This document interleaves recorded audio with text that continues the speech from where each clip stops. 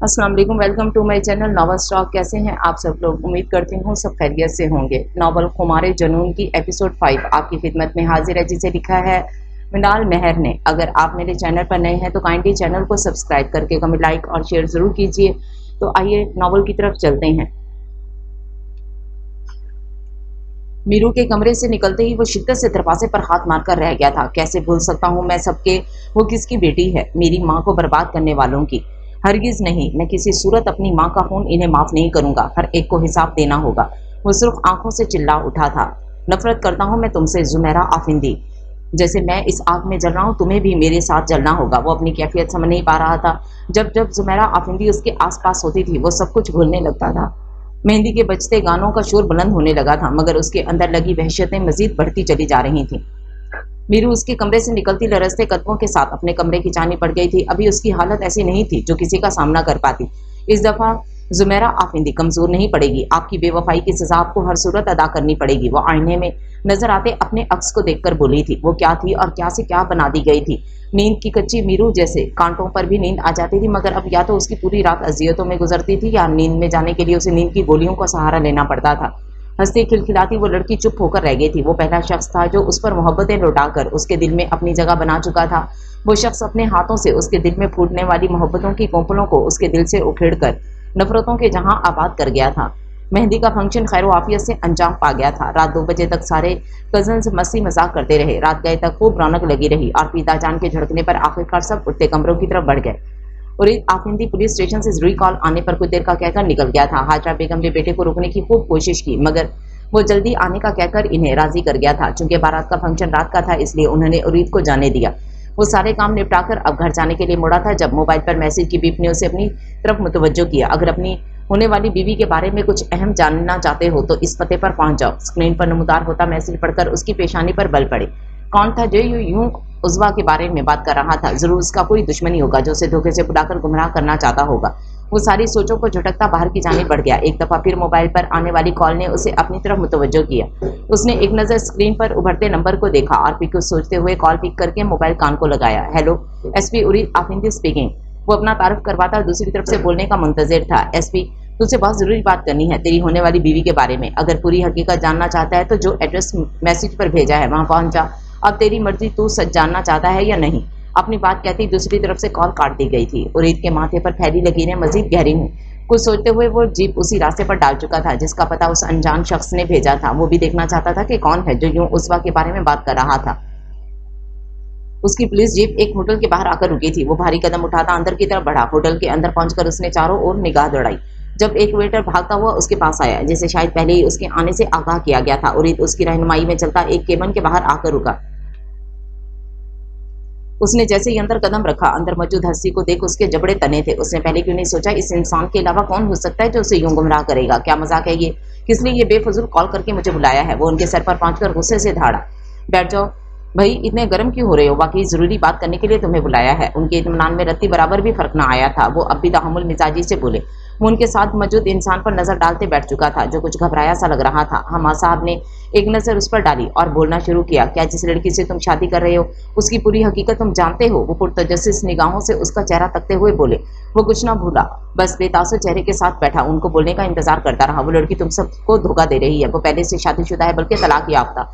वो अपनी बात मुकम्मल करते उसके चेहरे के तासरात देखते रहे जो उनकी बात पर तन से गए थे। बकवास बंद करें, आपकी उम्र का लिहाज कर रहा हूँ, वरना उस्वा के खिलाफ बकवास करने वाले को मैं जिंदा सलामत ना छोड़ता। वो मजीद उनकी बकवास नहीं सुन सकता था, इसलिए उठ खड़ा हुआ। अगर मैं कहूँ मेरे पास सबूत है तो क्या तब भी यकीन नहीं करोगे? वो उसके अंदाज पर बेहद पुरसुकून से बोले। उरीद के बढ़ते कदम मुंजमद हुए। वो एक ही जश्न में घूमकर उसकी तरफ बढ़ा था। तुम्हारे पास 5 मिनट है। अगर तुम इन 5 मिनट में अपनी बात ना साबित कर सके तो मुझसे बुरा कोई नहीं होगा। वो आंखों में गुस्सा लिए उसको देखते बोला था। 5 मिनट क्या, 2 मिनट ही काफी होंगे। एसपी उरीद, तुम अपनी आपको बड़े समझदार और तेजतरार समझते हो, मगर अफसोस वो छटाक भर की लड़की तुम्हारी आंखों में धूल झोंकने में कामयाब हो गई है। अफसोस, वो निहायत हमदर्दाना लहजे में बोला। और ईद को साफ महसूस हो रहा था कि वो उसका मजाक उड़ा रहे थे। 1 मिनट ज़ाया कर चुके हैं आप मामा जी।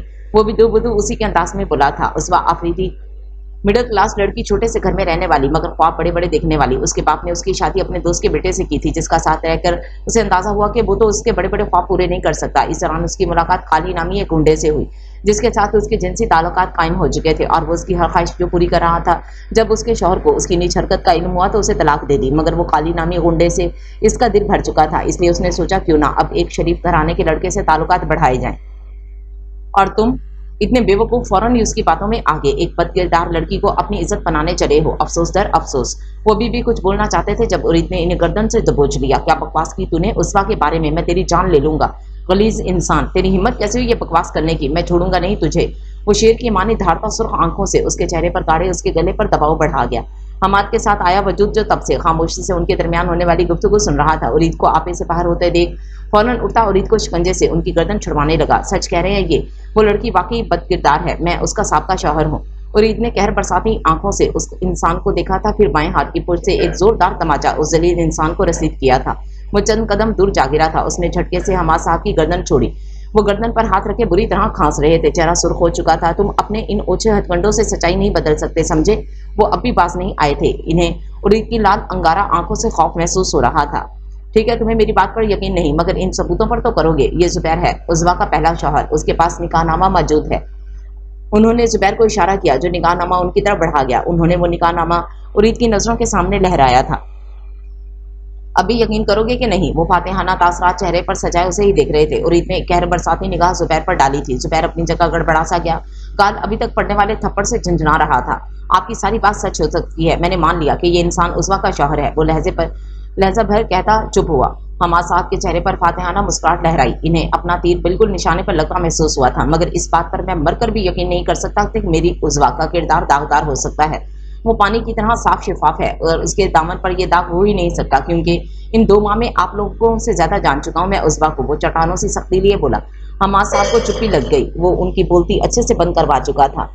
आइंदा मुझे जेर करना हो तो कोई अच्छा बहाना ढूंढिएगा, क्योंकि मैं यजमान आफिंदी नहीं, उरीद आफिंदी हूँ, जो उड़ती चिड़िया के पर गिन लेता हूँ। यजमान को आप अपनी चिकनी चुपड़ी बातों से बेवकूफ बना सकते हैं, मुझे नहीं। वो बहुत अच्छे से इन्हें पावर करवा चुका था कि वो किसी भी कीमत पर उनकी बातों में नहीं आने वाला। चलता हूँ मामा जी, आज शादी है मेरी। वो एक चुपती हुई नजर उन पर डालकर कैमन से बाहर निकल गया। पीछे वो दोनों एक दूसरे का चेहरा देखकर रह गए। उसके जाते ही हमाद साहब भी आतिश फिशां बने होटल से बाहर निकलते चले गए। वो इंतहाई गुस्से से घर वापस आए थे। इस वक्त वो कमरे में हर चीज तोड़ फोड़ चुके थे। इन्हें यकीन नहीं आ रहा था कि वो एक दफा फिर आफिंदियों से मात खा चुके थे। नहीं उरीद आफिंदी, तुम इतने बेगैरत कैसे हो सकते हो? मैं आलम आफिंदी का नाम रुतबा सब मिट्टी में मिलाकर रहूंगा, किसी को भी नहीं बख्शूंगा। वो धारते हुए अपनी हालत पर मातम कर रहे थे। उन्होंने प्लान तो फुल प्रूफ बनाया था, कैसे उस लड़की के एक एक मालूमात इकट्ठी की थी, उसके साबका शौहर को पैसे देकर उसका मुंह खुलवाया था। इन्हें हर हाल में उनकी जायदाद चाहिए थी, जिसके लिए उन्होंने बहुत कुछ कुर्बान किया था, अपना जमीर भी। वर्दा की शादी यजदान से ना हो सकी तो उन्होंने सोचा था कि वो उरीद के लिए इस तरह इन्हें राजी कर लेगा, मगर वो लड़की उजवा जाने कहाँ से टपक पड़ी थी। इतना सब कुछ करके भी फिर भी वो उनका कुछ नहीं बिगाड़ पाए थे। इन्हें आलम आफिंदी से शदीद नफरत थी। वो हर हाल में इन्हें बर्बाद करना चाहते थे। उरीद का उजवा पर इतना भरपूर यकीन देख वो चकरा कर रह गए थे। इतनी आसानी से तो मैं भी चुप नहीं बैठूंगा, वो गुस्से से चीखते हुए बोले थे। वो हमाद साहब के सामने तो तहम्मुल का मुजाहरा कराया था, मगर होटल से निकलते ही उसकी रगें तन गई थी, आंखें सुर्ख अंगारा हो रही थी। वो लंबे लंबे डग भरता जीप के पास पहुंचा। अंदर बैठते इंतहाई गुस्से से गाड़ी का दरवाजा बंद किया। उसकी जीप सड़कों पर फराटे भरने लगी थी। 20 मिनट का रास्ता उसने 5 मिनट में तय किया था। जीप हवेली के बाहर रुकी तो वो लंबे लंबे डग भरता अंदर की जानिब बढ़ गया। उसका रुख उजवा के कमरे की जानिब था। बगैर दरवाजे पर दस्तक दिए उसने धाड़ की आवाज से दरवाजा खोला। कमरे में मौजूद नुशवा, मीरू और उजवा का ध्यान बैक वक्त दरवाजे की तरफ गया था। उजवा इस वक्त सादे से सब्ज फ्रॉक में मलबूस थी। उरीद को दरवाजे के बीचों बीच इस्तादा देख नुशवा फौरन आगे आती। उसके और उजवा के दरमियान हाइल हुई। उरीद भाई, आप यहाँ क्या कर रहे हैं? आप निकाह तक उजवा को नहीं देख सकते? वो उजवा के आगे खड़ी होते। उसका वजूद उरीद की नजरों से छुपा गई थी। बाहर जाइए, उसे वहीं खड़ा देख बोली। नुशवा और मीरू बच्चे, आप लोग बाहर जाओ, हमें उजवा से कुछ बात करनी है। वो इन दोनों की वजह से बामुश्किल अपना गुस्सा कंट्रोल करते हुए बोला। बिल्कुल भी नहीं, आप जाइए, हम नहीं जाएंगे। वो होंठों पर शरारती मुस्कुराहट लाते बोली। उसने उरीद के तासरात नोट ही नहीं किए थे। मीरू ने बड़े गौर से उसका जायजा लिया। इंतहाई संजीदा सपाट चेहरा, गर्दन की फूली रगें उसकी शदीद गुस्से की गवाह थी। मीरू ने आगे बढ़कर नुशवा का हाथ थामा और उसे लेती कमरे से निकल गई। नुशवा ने मजीद कुछ कहना चाहा जब वो जबरदस्त घूरी से उसे नवासी खींचते हुए बाहर निकल गई। उनके जाते ही बाहर उरीद ने दरवाजा बंद किया था। वो कदम का कदम चलता उसके करीब आ रुका। उजवा का सर झुका हुआ था। जुबैर कौन है? वो संजीदा तासरात से उसकी तरफ देखकर बोला था। उसवा उसकी बात पर जमकर रह गई थी। उसका चेहरा फक हुआ था। उसने झटके से झुका सर उठाया था। उसके संजीदा तासरात देख उसके वजूद में खौफ की सी लहर दौड़ी थी। क्या तुम पहले से शादीशुदा थी? वो उसके स्पीड पड़ते चेहरे को इग्नोर करते हुए बोला था। उसवा ने हिम्मत मजमा करते हुए उसकी तरफ देखा। उरीद वो बमुश्किल कुछ बोलने के काबिल हुई थी, हाँ या ना। वो उसकी बात काटते हुए धाड़ा। उसने हिचकियों से रोते महज इस बात में सर हिलाया। उरीद ने एक पल आंखें बंद की। वो बोलने के काबिल ना रहा। इतना बड़ा धोखा, मैंने तुम पर इतना यकीन किया, ये सिला दिया मुझे। तुम्हें शर्म नहीं आई मुझसे झूठ बोलते हुए? सख्त नफरत है मुझे झूठ से और झूठे लोगों से। वो उसके कंधों से थामते शिद्दत से धाड़ा। मैंने कोई झूठ नहीं बोला था। वो हिचकियों के दरमियान रोते बमुश्किल बोली। तुमने झूठ नहीं बोला, लेकिन सच्चाई तो छुपाई है ना। क्या कहोगी इसके बारे में? वो उसके कंधों को झटके से छोड़ता कमरे में इधर उधर चक्कर लगाने लगा। गुस्से से उसके दिमाग की शरियाने फटने को थीं। उरीद, हमारी बात सुनिए। वो उसके गुस्से को देखकर बमुश्किल बोल पाई। क्या सुनूं? हाँ बोलो, क्या कुछ रह गया है सुनने को? वो एक दफा फिर उसके मुकाबिल आता गुस्से से चीखा था। मैं आपको बताना चाहती थी। वो उरीद की तरफ देखते हुए बोली, जिसकी आंखों में नरमी मबकूत थी, जो हमेशा उसे देख खुद ब खुद उसकी आंखों में दराती थी। वो चट्टानों से सख्ती लिए उसे देख रहा था। कब बताना चाहती थी? शादी के बाद या सारी जिंदगी ही मुझे धोखे में रखना चाहती थी? उरीद ने उसके सुते चेहरे पर एक नजर डाल निगाहें फेर ली। वो उसे लाजवाब कर गया था कि उसवा कुछ बोल ही ना पाई। मुझे ये सोच सोच कर वहशत हो रही है, तुम मुझसे पहले भी किसी की दस्तरस में रह चुकी हो। तुम्हें पहले भी किसी ने छुआ होगा। मेरी सांसें सीने में अटक रही हैं। वो आंखें बंद करके कर्ब से बोला। वो रोते हुए मुसलसल नफी में सर हिला रही थी, मगर वो देख कहाँ रहा था। तुम जानती हो उरीद, आफिंदी ने कभी झूठा नहीं खाया, तो इस मामले में मैं कैसे कंप्रोमाइज कर लूं? मेरे दिल बंद हो जाएगा। किसी भी चीज में शराकत उरीद आफिंदी बर्दाश्त ही नहीं कर सकता। बोलो कैसे बर्दाश्त करूं? वो उल्टे कदम लेता उसे 4 कदम दूर हुआ था। उरीद आफिंदी तुम पर कभी भरोसा नहीं कर पाएगा, कभी नहीं। वो उल्टे कदम लेता कमरे से बाहर निकलता चला गया। उसवा पूरे वजूद के साथ जमीन पर ढहती चली गई। एक और खसारा उसके हिस्से में लिख दिया गया था। उसके इतने मान मोहब्बत और इज्जत देने के बाद यूं छोड़कर जाना उसे अंदर ही अंदर अजियत में मुब्तला कर रहा था। उसकी सांस सीने में अटक रही थी। फिर वो जमीन से उठते भागते हुए कमरे से निकलती, तेजी से सीढ़ियां उतरती, एक ही जश्न में दाजान के कमरे का दरवाजा खोलकर अंदर दाखिल हुई। दाजान आरामदेह कुर्सी पर बैठे किसी किताब का मुताला कर रहे थे। किसी के यूं बेधड़क दरवाजा खुलने पर उनके माथे पर बल पड़े थे। उन्होंने नजर उठाकर सामने देखा, जहां उसवा अपनी टूटी बिखरी हालत में खड़ी थी। दाजान, उरीद को सब पता चल गया है, अब हम क्या करेंगे? वो हुज़्यानी सी होती उनकी तरफ बढ़ते बोली थी। पहले आप बैठिए, फिर हमें बताइए क्या हुआ है। दाजान उसे सोफे पर बिठा दे, पानी का गिलास उसके हाथ में थमा गए थे। दाजान, उरीद को हमारी शादी का पता चल गया है। पता नहीं उन्हें कहाँ से ये बात पता चली और उस इंसान ने इन्हें कैसे हकीकत बताई होगी। हमने आपसे कहा था उरीद को सच बता देना चाहिए। वो सिसकते हुए चेहरा हाथों में छुपा गई थी। दाजान खामोश से हो गए। इन्हें कुछ हद तक अंदाजा था कि इन्हें यह हकीकत किसने बताई होगी, और वो इंसान इतना अच्छा तो नहीं था कि सीधी बात उसे बता दे। जरूर उसने कुछ तो ऐसा कहा होगा, क्योंकि वो उसकी फितरत को जानते थे कि वो तो सांप थे जो अपनों को भी ना बकते थे हमासार। पर यह कहावत बिल्कुल ठीक बैठती थी, जिस थाली में खाया उसी में छेद किया। वो दाजान को गहरी सोचों में गुम देखकर एक दफा फिर बोली, दाजान, उरीद बहुत गुस्से में गए हैं। अब वो हमसे कभी शादी नहीं करेंगे। मैं एक दफा फिर खाली हाथ रह जाऊंगी, इसलिए मैं शादी नहीं करना चाहती थी, क्योंकि मैं जानती हूँ माजी का ये कर्मनाक साया मेरा पीछा कभी नहीं छोड़ेगा। वो भारी पलकें उठाती उनकी तरफ देखते हुए बोली। दाजान उसे देखकर रह गए थे। शादी तो उसका बाप ही करेगा। आप अभी इन सब बातों का छोड़िए और जाइए, जाकर अपनी तैयारी करें। बहुत कम वक्त रहता है, इस मसले पर हम बाद में बात करेंगे। दाजान तहम्मुल से बोले थे। दाजान, वो कभी राजी नहीं होंगे। इतना सब होने के बाद मुझे अपनाना उनके लिए मुश्किल होगा। खुशियां मेरे लिए बनी ही नहीं है। आप जबरदस्ती मेरी झोली में खुशियां डालना चाहते थे। वो खुद का मजाक उड़ाने वाले अंदाज में बोली। आप अपनी तैयारी करिए, उरीद जरूर आएगा, आपको फिक्र करने की जरूरत नहीं। हम इन्हें जल्दी हकीकत से आगाह करते हैं। हमें यकीन है वो हमारी बात समझेंगे। वो उसके सर पर हाथ रखते हुए बोले। वो थके कदमों से उनकी बात पर उठकर अपने कमरे की तरफ बढ़ गई। वो उसवा के कमरे से निकलता सीढ़ियां उतरता हवेली का दरवाजा अबूर करता चला गया। इस वक्त उसकी यह हालत थी कि वो किसी का भी सामना नहीं करना चाहता था। जितना इस बारे में सोच रहा था, उतना उसका दिमाग फटा जा रहा था। वही जानता था इस वक्त दिल की क्या हालत थी। उस्वा ने इससे हकीकत छुपाकर बिल्कुल ठीक नहीं किया था। जितने उसके धोखे के बारे में याद करता, उतना उसे उस्वा पर गुस्सा आ रहा था। वो उस पर इतना तो यकीन कर सकती थी, किसी दूसरे के मुंह से ये सच्चाई उसे जहरीले नाक की मानित लगी थी। उस इंसान को उस्वा पर उंगली उठाने का मौका मिल गया था। ये चीज उसे अजियत की भट्टी में झोंक रही थी, और जो दूसरी चीज बार बार उसे अजियत की भट्टी में धकेल रही थी, वो थी उस्वा की जिंदगी में दूसरा बनकर शामिल होने की तकलीफ। उसे इतना तो यकीन था कि उस्वा का किरदार बिल्कुल साफ था, मगर ये तो हकीकत थी कि वो जुबैर उसका शौहर रह चुका है। कहीं ना कहीं माजी में उस्वा के दिल में उसके लिए मोहब्बत जरूर जागी होगी। वो बेमकसद गाड़ी सड़कों पर दौड़ाता रहा। आहिस्ता आहिस्ता रात का अंधेरा फैलता जा रहा था। अगर आज ये सपना हुआ होता तो वो खुशी खुशी अब अपनी बारात के लिए तैयार हो रहा होता, मगर अब उसका वापस जाने को जरा भी दिल नहीं चाह रहा था। गुस्सा कम होने का नाम नहीं ले रहा था। वो गाड़ी एक साइड पर रुकता कार के पुनर पर चढ़कर बैठता बेमैनी सोचों में गुम हो चुका था। मुस्कुराने पर शुरू और रुलाने पर खत्म, ये एक सितम है जिसे लोग मोहब्बत कहते हैं। बारात लेकर जाने का वक्त हो चुका था, मगर उरीद का कुछ अता पता ही नहीं था। कुछ मेहमान मैरिज हॉल में पहुंच चुके थे। दाजान मेहमानों के इस्तकबाल के लिए महानूर और शाबेज को हॉल में भेज चुके थे। वहां पर भी किसी न किसी बड़े का होना जरूरी था। कबीर, जरा उरीद को फोन लगाओ, हम भी तो देखें कैसे वापस नहीं आते हैं वो कबीर साहब को उरीद को कॉल करने का कहते खुद वो सोच चुके थे कि उससे कैसे निपटना है। कॉल बंद हो चुकी थी। दूसरी तरफ से फोन ना उठाया गया। कबीर साहब ने दाजान को देख नफी में सर हिलाया। उन्होंने दोबारा कॉल करने का इशारा किया। इस बार दूसरी बेल पर ही कॉल पिक हो चुकी थी। कॉल पिक होने पर उन्होंने फोन दाजान की तरफ बढ़ाया। किधरो बरखुरदार, क्या आपको नहीं पता कि आज आपकी बारात है और बारात का टाइम भी हो चुका है? आप अभी तक घर क्यों नहीं आए? वो बिना तमीज बांधे सीधे मुद्दे की बात पर आए थे। कुछ देर के लिए खामोशी छाई रही, जब दूसरी जानिब से उरीद की आवाज गूंजी, क्या आप उस्वा की शादी के बारे में जानते थे?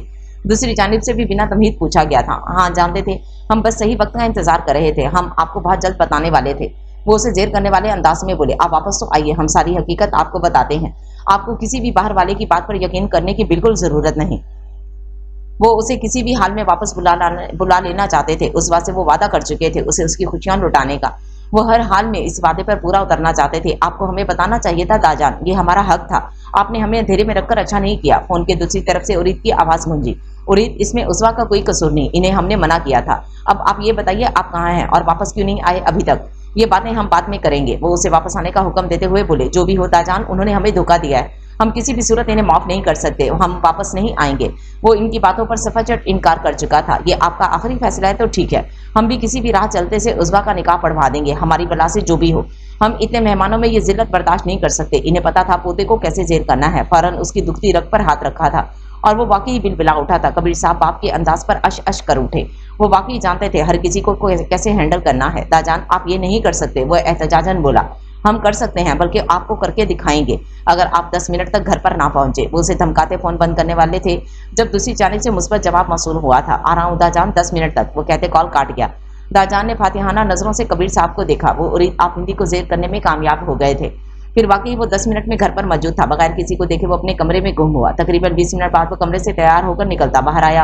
हाजरा बेगम की तब से जान अटकी हुई थी। उसकी तैयारी को देख दिल ही दिल में उसकी नजर उतारी।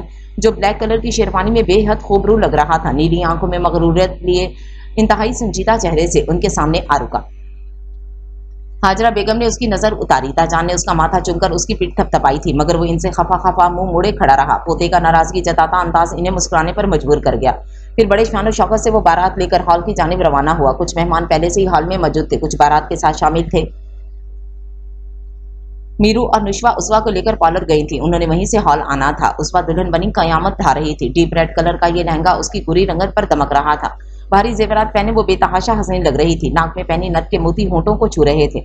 लबों पर गहरे लाल रंग की लिपस्टिक सजाए वो किसी का भी ईमान डगमगा सकती थी। चेहरे पर तफक्कुर की लकीरें बिछी थी। दिल में डर सा बैठ गया था उरीद को लेकर के, जाने वो आएगा भी या नहीं। वो तीनों इस वक्त हॉल के एक कमरे में मौजूद थी। मीरू और नुशवा ग्रे कलर की मैक्सी में मलबूस थी। आज भी मैक्सी के हमरंग हिजाब सर पर सजा रखा था। महारत से किया गया मेकअप दोनों को खूबसूरती बख्श रहा था। उस्वा इस वक्त शिद्दत से दुआ कर रही थी कि सब ठीक हो जाए, दाजान ने उरीद को मना लिया हो। वो इन्हीं सोचों में गुम थी जब बारात आने का शोर फजा में उठा। उस्वा का दिल बेसाख्ता खुदा के हुजूर सजदा शुक्र हुआ। वो पल में हल्की फुल्की हो गई। इस बात को बिल्कुल भी फरामोश नहीं कर सकती थी कि अभी उसे मनाने का मुश्किल इम्तिहान सर करना है। नुशवा और मीरू बारात के इस्तकबाल के लिए बाहर की जानिब बढ़ गईं। फिर खैर आफियत से निकाह का मुबारक फरीजा अंजाम दिया गया। इस दौरान एक भी पल उरीद के चेहरे पर मुस्कान न आई। वो वैसे ही संजीदा तासा सजाए बैठा रहा। निकाह के दौरान उस्वा का दिल शिद्दत से भर आया। आज अपने बाबा की शिद्दत से याद आई थी। एक तल्ख तजर्बे के बाद उसका दिल शिद्दत से इन्हें पुकार रहा था। मीरू उसकी आंखों में आंसू देखकर सब समझ चुकी थी। वो भी तो इस मरहले से गुजर चुकी थी, मगर उसके पास तो सब थे। उसकी जान लुटाने वाले बाबा, उसकी प्यारी मामा, मगर उस्वा के पास ऐसा कोई रिश्ता नहीं था। मीरू को बेसख्ता उससे हमदर्दी महसूस हुई। वो आगे बढ़ती उसे अपने साथ लगा गई। देखना मेरी जान, सब ठीक हो जाएगा, मुझे यकीन है। उरीद भाई तुम्हें बहुत खुश रखेंगे। तुम्हारे सारे खसारे ऐसा ऐसा मान पड़ जाएंगे। तुम्हारा दामन खुशियों से भर जाएगा। वो उसके मुसलसल बहते आंसुओं को देखकर बोली। उसकी बातों पर उस्मा ने दिल से आमीन कहा था। वो खुद यही चाहती थी कि उसकी जिंदगी में सब ठीक हो जाए। वो भी खुशियों भरे लम्हे गुजारे। उसे पूरा यकीन था कि वो जल्द ही उरीद को मना लेगी। कुछ वक्त बाद वो मीरू और नुशवा की हमरा हॉल की जानी बढ़ी थी। वो सहज सहज कदम उठाती स्टेज की तरफ बढ़ रही थी। उरीद ने एक नजर उठाकर भी उसे ना देखा था। उसका दिल एक बार देखने की दुहाई दे रहा था, लेकिन वो टस से मस ना होता ढीठ बना बैठा रहा। उस्मा ने एक नजर उठाकर उसकी तरफ देखा। वो बिल्कुल भी उसकी तरफ मुतवज्जो ना था। वो लातलक सा बैठा था। कल उसकी बेकरारियों को याद करते उस्मा के दिल से भूख सी उठी थी। मीरू और नुशवा उसे स्टेज पर बिठाकर जा चुकी थी क्योंकि उरीद उसकी तरफ कदम ना बढ़ाए थे। फिर उन्हें खुद ही ये फरीजा सर अंजाम देना पड़ा। उस्मा ने हल्की सी गर्दन मुड़कर उसकी तरफ देखा जो संजीदा तासरात सजाए नाक की सीट में देख रहा था। उस्मा ने गर्दन मोड़ ली। उसकी आंखों में हल्की हल्की धुंध छाने लगी जिससे साथ बैठा वजूद अनजान बिल्कुल भी ना था। उरीद बेशक उसकी तरफ नहीं देख रहा था मगर उसके ध्यान के सारे धागे उसी के साथ जुड़े थे। उसका उरीद की तरफ देखना, नजरें झुकाना और फिर खुद को रोने से पास रखना, हर चीज तो उसने नोट की थी मगर अभी वो अपने दिल की सुनने की हालत में बिल्कुल ना था। मीरू उरीद की शादी पर अपने हर गम को भुलाए एंजॉय कर रही थी। उसे खुद को इश्तिहार लगाना बिल्कुल भी पसंद नहीं था। वो लोगों की बातें करने का मौका नहीं देना चाहती थी। चेहरे पर मसनूई मुस्कुराहट सजाए वो हर एक से खुशदिली से मिल रही थी। जुमेरा बेटा कैसी हो? मीरू जो अपने कजन से मिलकर स्टेज की तरफ बढ़ रही थी किसी की पुकार पर रुक गई। मीरू इन्हें पहचान गई थी। वो हाजरा बेगम की कोई रिश्तेदार थी। मैं ठीक हूँ आंटी, आप कैसी हैं? वो चेहरे पर मुस्कुराहट सजाते हुए बोली थी। मैं तो बिल्कुल ठीक हूँ, तुम सुनाओ, तुम्हारी और यजान की शादी की तो कोई आसान नजर नहीं आ रहे। वो थोड़ी पर हाथ रखे बड़े तजस्सुस से उसके एक एक हरकत मुलाहिजा कर रही थी मगर उसके स्पाट चेहरे पर कुछ भी अखस ना करके वो बदमजा हुई। वो बात मजीद बढ़ाते हुए बोली, भाई यजान उरीद से बड़ा है तो उरीद की शादी क्यों पहले हो रही है? अब तो खैर से वापस भी आ गया है। तुम दोनों के निकाह को भी काफी साल हो चुके हैं। क्या यजान निकाह पर राजी ना था जो तुम्हें शादी वाले दिन छोड़कर भाग गया? वो बड़ी पुरतजस्सुस निगाहें उसके चेहरे पर टिकाकर बोली। मीरू का चेहरा उनकी बात पर सफेद पड़ा था। उसके लबों पर कुफर लग गया था। वो अपने दिफा में एक लफ्ज भी ना बोल पाई थी। मामी जी, खैर से निदा आपी तो मीरू से काफी बड़ी हैं, आप क्यों नहीं उनकी शादी अभी तक कर रही? क्या कोई मसला है? नुशवा जो मीरू को ही ढूंढ रही थी वो इनके करीब आई तो अपनी मुमानी को कही जाने वाली बात और मीरू का सफेद पड़ता चेहरा भी देख चुकी थी, इसलिए आगे आती उनको आग लगा गई। नुशवा, तुम बड़ी बदतमीज हो गई हो। मेरी निदा अब इतनी भी बड़ी नहीं है और ना ही मेरी बेटी को कोई शादी वाले दिन छोड़कर भागा है। जरूर तुम्हारी इस कजन ने ही कुछ किया होगा जो उसका शौहर यूं इसे छोड़कर भाग गया। वो नुशवा की बातें सुनाती एक दफा फिर मीरू को लपेट में ले चुकी थी। वो होते हैं है ना कुछ इंसान जो दूसरों को खुश नहीं देख सकते, वो भी इन्हीं में से थी। अपनी बातों पर वो मीरू का सफेद पड़ता चेहरा बखूबी देख रही थी मगर जुबान के जौहर दिखाने से फिर भी बाज ना आई। मीरू जो कब से खुद को मजबूत बनाए इधर उधर घूम रही थी, उनकी बातों पर सारी मजबूती भुरभुरी रेत की माने ढेरी होती चली गई। एक आंसू पलकों की पार तोड़ता गालों की हदूद पर फिसलता चला गया। उसका दिल किया सब छोड़कर वहां से भाग जाए। जाने ये बातें कब उसका पीछा छोड़ेंगी, कब तक किसी दूसरे के किए का भुगतान उसी को चुकाना था।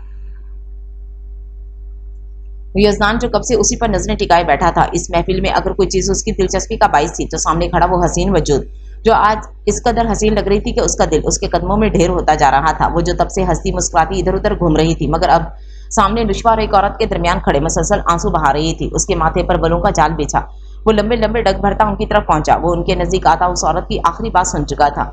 जाने क्यों उस औरत के मुंह से मीरू के खिलाफ बातें जहर लगी थी। वो करीब आता मीरू की कमर के गिर्द हाथ लपेटता उसे अपने हिसार में ले चुका था। जी आंटी, क्या कहनी थी? आप जरा फिर से कहिए, आप मेरी मीरू से ऐसी बात कैसे कर सकती हैं? आपको कतई ये फिक्र करने की जरूरत बिल्कुल भी नहीं कि मैं निकाह पर राजी था या नहीं। और बात रही हमारी शादी की तो ये हमारा पर्सनल इशू है, हम खुद ही हल कर लेंगे। और मेरी मीरू में ना कोई खराबी है और ना ही उसने कोई ऐसी हरकत की है जिसे मैं इसे छोड़कर भागूं। जल्दी ही आपको हमारी शादी की भी खबर मिल जाएगी, जरूर आइएगा। और हाँ, आखिरी बात, मुझे मेरी मीरू से बहुत मोहब्बत है। आप टेंशन लेकर अपना बीपी हाई मत करें। वो मीरू की आंखों में देखता उसका माथा चूमता उनकी बोलती अच्छे से बंद करवा चुका था। वाकई वो शर्मिता सी होकर रह गई और फिर उनका ध्यान हटते ही खामोशी से वहां से खिसक गई। मीरू अभी भी बेयकीन नजरें इस सितमगर पर टिकाए उसके हिसार में खड़ी थी जो जख्म भी खुद देता था और मिसिहाई करने भी आ जाता था, मगर अब वो मरकर भी इस इंसान पर यकीन नहीं कर सकती थी। उसने फौरन उसका हाथ अपनी कमर से हटाया और माथे पर हाथ की पुष्ट फेरते उसका लम्स मिटाने की कोशिश की। उसकी हरकत पर यजमान के माथे पर बल पड़े। मैं सिर्फ तुम्हारी मदद कर रहा था। वो उसके संजीदा तासरात देखकर बोला। मदद लफ्ज आपके मुंह से अच्छा नहीं लग रहा। जो लोग जख्म देते हैं उनके मुंह से मसीहाई का लफ्ज अच्छा नहीं लगता। और मैंने आपको मदद के लिए नहीं बुलाया। ऐसी बातें सुनने की मुझे आदत हो गई है, पिछले 2 सालों से सुनती आ रही हूँ। लोगों की नजर आप मजलूम ही हैं, क्योंकि यहाँ सिर्फ यही समझा जाता है जरूर लड़की में ही कोई ऐब होगा या उसी की गलती होगी जो लड़का या बारात नहीं लाया या बारात वापस चली गई। आप जुल्म करके सबकी नजरों में मजलूम हैं। और जुमेरा आफिंदी बगैर किसी गलती के भी बुरी। वो मेहमानों के ख्याल से धीमी आवाज में गुर्राई। यजमान आफिंदी जहां था वहीं खड़ा रह गया। मीरू ने उसे हकीकत का आईना दिखाया था जिसमें उसे अपना रूप बड़ा भयानक सा नजर आया था। वो नजरें चढ़ाकर रह गया था। आखिरी दफा फोन कर रही हूँ, अब मेरे रास्ते में मत आइएगा वरना लिहाज नहीं करूंगी। अगर मैं मर भी रही हूँ तब भी जुमेरा आफिंदी को ना ही आपकी हमदर्दी और ना ही आपकी मदद की जरूरत होगी। जितना आप मुझसे दूर रहेंगे उतना ही अच्छा होगा, आपके लिए भी और मेरे लिए भी। वो वार्निंग देने वाले अंदाज में कहते उसकी नजरों के सामने से हटती चली गई। मुख्तलिफ रस्मों के बाद उरीद आफिंदी एक नए अहद के साथ अपने शौहर के संग रुखसत हुई। उस्मा ने खुद से अहद किया था कि वो अपनी शादी कभी टूटने नहीं देगी, उसके दिल में अपना खोया मुकाम वापस पा लेगी। आधे घंटे के सफर के बाद वो लोग हवेली के सामने मौजूद थे। मुख्तलिफ रस्मों के बाद उस्मा को उरीद के कमरे में पहुंचा दिया गया। दिल कहीं ना कहीं डर भी रहा था, जाने उरीद का क्या रिएक्शन हो, जाने वो उसके साथ कैसा रवैया रखेगा। वो धड़कते दिल के साथ उसके कमरे में बैठी उसका इंतजार कर रही थी। उरीद जरूरी काम का कहकर हवेली से निकला था। हाजरा बेगम के रुकने पर भी वो ना रुका। बेमकसद सड़कों पर कितनी देर गाड़ी दौड़ाता रहा। फिलहाल इसका उजवा का सामना करने को दिल नहीं कर रहा था। रात के तकरीबन 2:30 का टाइम हुआ तो उसने थक हार कर गाड़ी वापसी के रास्ते पर डाल ली। जितने अभी हकीकत से नजरें चुराता मगर वापस तो जाना ही था। गाड़ी हवेली के अहाते में खड़ी की और वो अंदर की जाने बढ़ गया। उसे यकीन था कि अब तक अजुआ सो चुकी होगी। उसने आहिस्ता से दरवाजा खोलकर कमरे के अंदर कदम रखा। पहली नजर ही अपने बिस्तर पर इस्तेहकाक से लेटी अपनी शरीक के हाथ पर गई, जो अभी तक वैसे ही तैयार थी। शायद वे इसका इंतजार करते करते सो गई। उसने एक थकी सी सांस खारिज करके उसकी तरफ कदम बढ़ाया। उसका भारी लहंगा देख उसके माथे पर बलों का जाल बिखरा। उसकी पोजीशन को देखकर वो इरादा लगा चुका था कि वो गैर आरामदेह थी।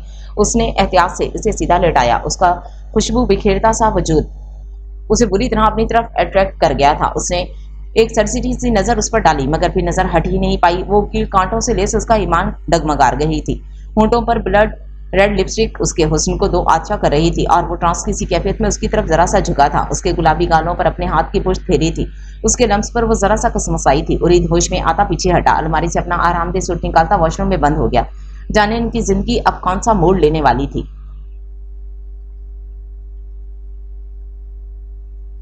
रात की स्याही हर सू फैली हुई थी। जब हर कोई महवे ख्वाब था, ऐसे वो एक वजूद जाग रहा था। वो उसके बिल्कुल करीब लेटा उसके खूबसूरत नकुश को निहार रहा था। कल तक वो कितना खुश था। पहलू में लेटे वजूद पर पूर उसका हक था, मगर न जाने क्यों उसकी तरफ हाथ भी बढ़ा नहीं पा रहा था। जब जब हमाद साहब का उसवा पर इल्जाम लगाना याद आता वो अंगारों पर लौट जाता। इसी वक्त गुस्सा था। वाकई उसकी शादी का सुनकर उसे तकलीफ हुई थी, मगर वो कमजोर मर्दों में से नहीं था जो सारा गुस्सा उस नाजुक वजूद पर उतारता।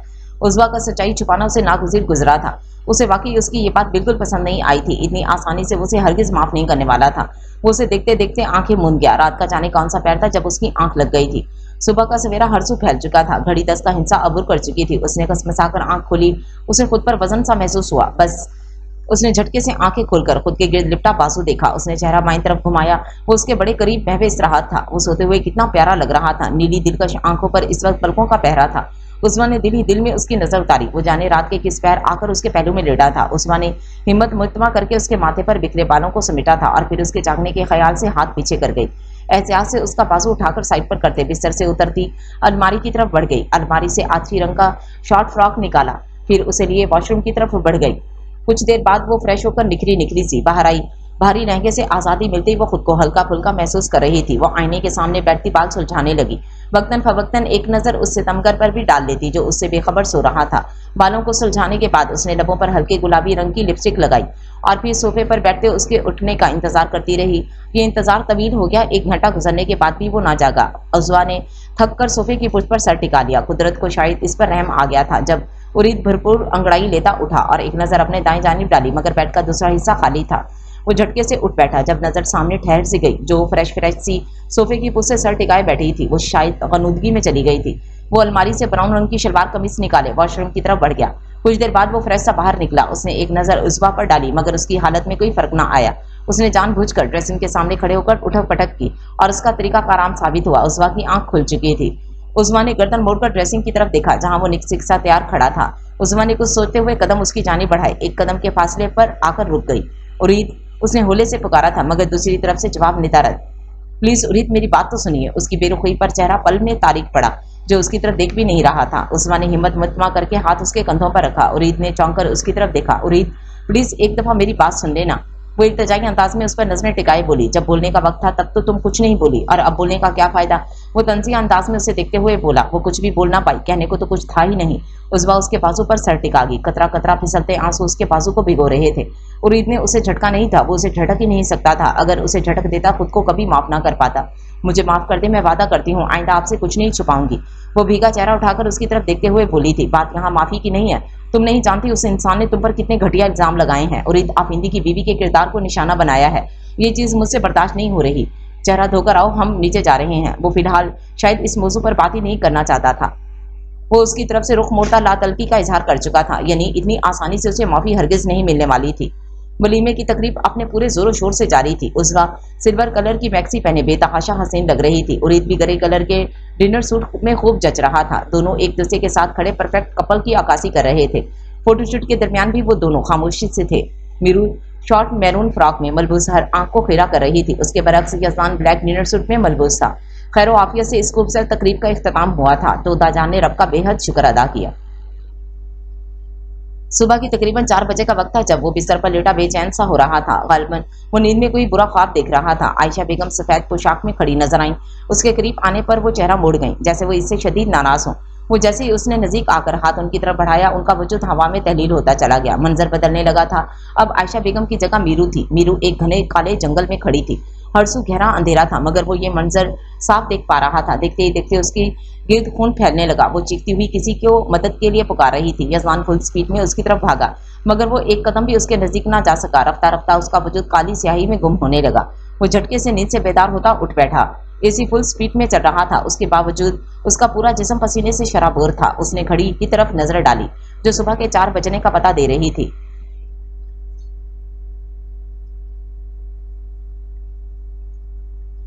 वो पाँव में चप्पल उड़सता मीरू के कमरे की जानिब बढ़ा और वो तकरीबन भागने वाले अंदाज में उसके कमरे में पहुंचा था। जैसे ही वो अंदर दाखिल हुआ, पहली निगाह बेड पर गई थी मगर वो खाली था। उसने कमरे के चारों ओर निगाह दौड़ाई। खाली कमरा उसका मुंह चिढ़ा रहा था। उसने बालकनी और फिर वॉशरूम तक चेक किया मगर वो कहीं ना थी। किसी अनहोनी के ख्याल से उसने अलमारी खोलकर देखी जो खाली थी। उसका दिल शिद्दत से धड़का था। वो फौरन बाहर की जानिब भागा। उसने पूरी शिद्दत से उरीद के कमरे का दरवाजा खटखटाया जो कुछ देर बाद खोल दिया गया। मीरू किधर है? दरवाजा खुलते ही वो उसका गिरेबान चकरता शिद्दत से धाड़ा। क्या बदतमीजी है ये, और मैं नहीं जानता कि मीरू कहाँ है। वो लापरवाही से उसकी गैर होती हालत देख रहा था। उरीद प्लीज मुझे बता दो, मेरा दिल बहुत घबरा रहा है। वो आंखों में आई नमी को बहने से रोकते हुए बोला था। तुझे अब इस सब से कोई मतलब नहीं होना चाहिए कि वो कहाँ है और कैसी है। तू अपने बदले की आग में रह, जा जाकर खुश हो। तेरी वजह से वो अपने घर से दूर है, क्योंकि ये हम ही जानते हैं कि वो कितनी तकलीफ में थी। वो रुकी थी तो सिर्फ मेरी शादी की वजह से। वो उसे हकीकत का आईना दिखाते हुए बोला। एक बार उसका पता बता दे, तू यकीन मान मैं सब ठीक कर दूंगा। वो अभी तक उस ख्वाब के जरिए से अजीब अंदाज में बोला। मैं मर कर भी तुझे नहीं बता सकता क्योंकि ये एक भाई का अपनी बहन से वादा है। तुझे फिक्र करने की जरूरत नहीं है। वो जहाँ भी होगी ठीक होगी क्योंकि तेरे अलावा बाकी सारे घर वाले उसकी खैर ख्वाह है। वो आज उसे भिगो भिगो कर मार रहा था और बाकी वो तड़प रहा था मगर उरीद को उसकी तड़प से बिल्कुल फर्क नहीं पड़ रहा था। तू क्या समझता है तू नहीं बताएगा तो मैं ढूंढ नहीं पाऊंगा? तो ये तेरी खाम ख्याली है। मैं बहुत जल्द उसे ढूंढ लूंगा। वो संजीदा चेहरे के साथ बोलते उसके कमरे की तरफ बढ़ गया। वो यूनी की कैंटीन में अकेली बैठी थी जब वो उसे अकेला उदास सा देख उसके नजदीक बैठ गया। क्या हुआ, आज अकेली आई हो? तुम्हारी पार्टनर किधर है? वो उसके सामने वाली कुर्सी घसीट कर उस पर बैठ चुका था। माहा की शादी है 15 दिन बाद। वो गाँव चली गई। नुशवा ने एक नजर उसको देखा फिर उदासी से पुर लहजे में बोली। आहान का चेहरा तारीख पड़ा था। ये सुनकर उसकी हालत अजीब सी हो रही थी। जाने सारम का क्या हाल होता। सारम को उसने कितना समझाया था कि वो एक बार कोशिश तो करे उसे अपनी जिंदगी में शामिल करने की, मगर वो अपनी पास से टस से मस ना हुआ कि उसे अपनी मोहब्बत से ज्यादा माहा की इज्जत अजीज है। वो जानता था ये खबर जानकर उसका क्या रिएक्शन होगा क्योंकि वो उसकी माहा से मोहब्बत की शिद्दत से आगाह था। आहान फिलहाल सारी सोचों को झटकते उसकी तरफ मुतवज्जो हुआ जो खामोशी में बैठी थी। उसकी ये खामोशी से जरा पसंद ना आई थी। एक वक्त था जब वो खुद उसकी चलती जुबान से खार खाता था। उसका दिल चाहता था कि किसी तरह उसकी चलती जुबान बंद करवा दे, मगर अब सब कुछ बदल चुका था। वो लड़की जब खामोश होती थी उसका दिल बेचैन हो उठता था। वाकई वो लड़की बोलती ही अच्छी लगती थी। उसका वही अंदाज उसे पसंद था। तुम्हारे भाई की शादी थी, कैसी गुजरी? वो उसकी उदासी दूर करने के गर्ज से पूछ बैठा। बहुत अच्छी गुजरी, मैंने बहुत एंजॉय किया। वो उस्बा और उरीद के मुतालिक सोचते धीमी मुस्कान चेहरे पर सजाकर बोली। उसको हंसते देख आहान को यकोना सुकून महसूस हुआ था। तुम हंसी मुस्कुराती रहा करो। तुम हंसी हुई बेतहाशा बोलती हुई अच्छी लगती हो। तुम्हारा ये उदास चेहरा मुझे बिल्कुल अच्छा नहीं लग रहा। वो टेबल पर मौजूद उसके हाथ पर अपना हाथ रखते उसकी आंखों में अपनी साहिराना आंखें गाड़ते हुए बोला। वो क्या कहना चाह रहा था उसकी बोलती आंखों को देख नुशवा ने नजरें चुराई और अपना हाथ उसकी गिरफ्त से धीरे से निकाल लिया। वो खामख्वाही इधर उधर देखते अपनी घबराहट दूर करने की कोशिश कर रही थी। आहान ने उसके हसीन चेहरे से एक पल भी नजर न हटाई थी। आज वो कितने दिनों बाद यूनी आई थी। इतने दिनों से दिल पर जो कसाफा सी छाई थी वो उसे देखने पर दूर होती चली गई। आज 2 दिन हो गए थे मगर माहा नहीं आई थी। नुशवा तो काफी दिनों से यूनिवर्सिटी आ रही थी। उसकी हिम्मत में नहीं पड़ रही थी कि वो नुशवा से पूछ सके कि आखिर माहा क्यों नहीं आ रही। आहान उसकी बेचैनी अच्छे से नोट कर रहा था। उसका बार बार इधर उधर देखना जैसे किसी की तलाश कर रहा हो, मगर निगाहें बार बार नाकाम वापस लौट रही थी। माहा को ढूंढ रहा है? आहान ने उसके बेचैन चेहरे को देखकर पूछा। नहीं, मैं तो बस ऐसे ही।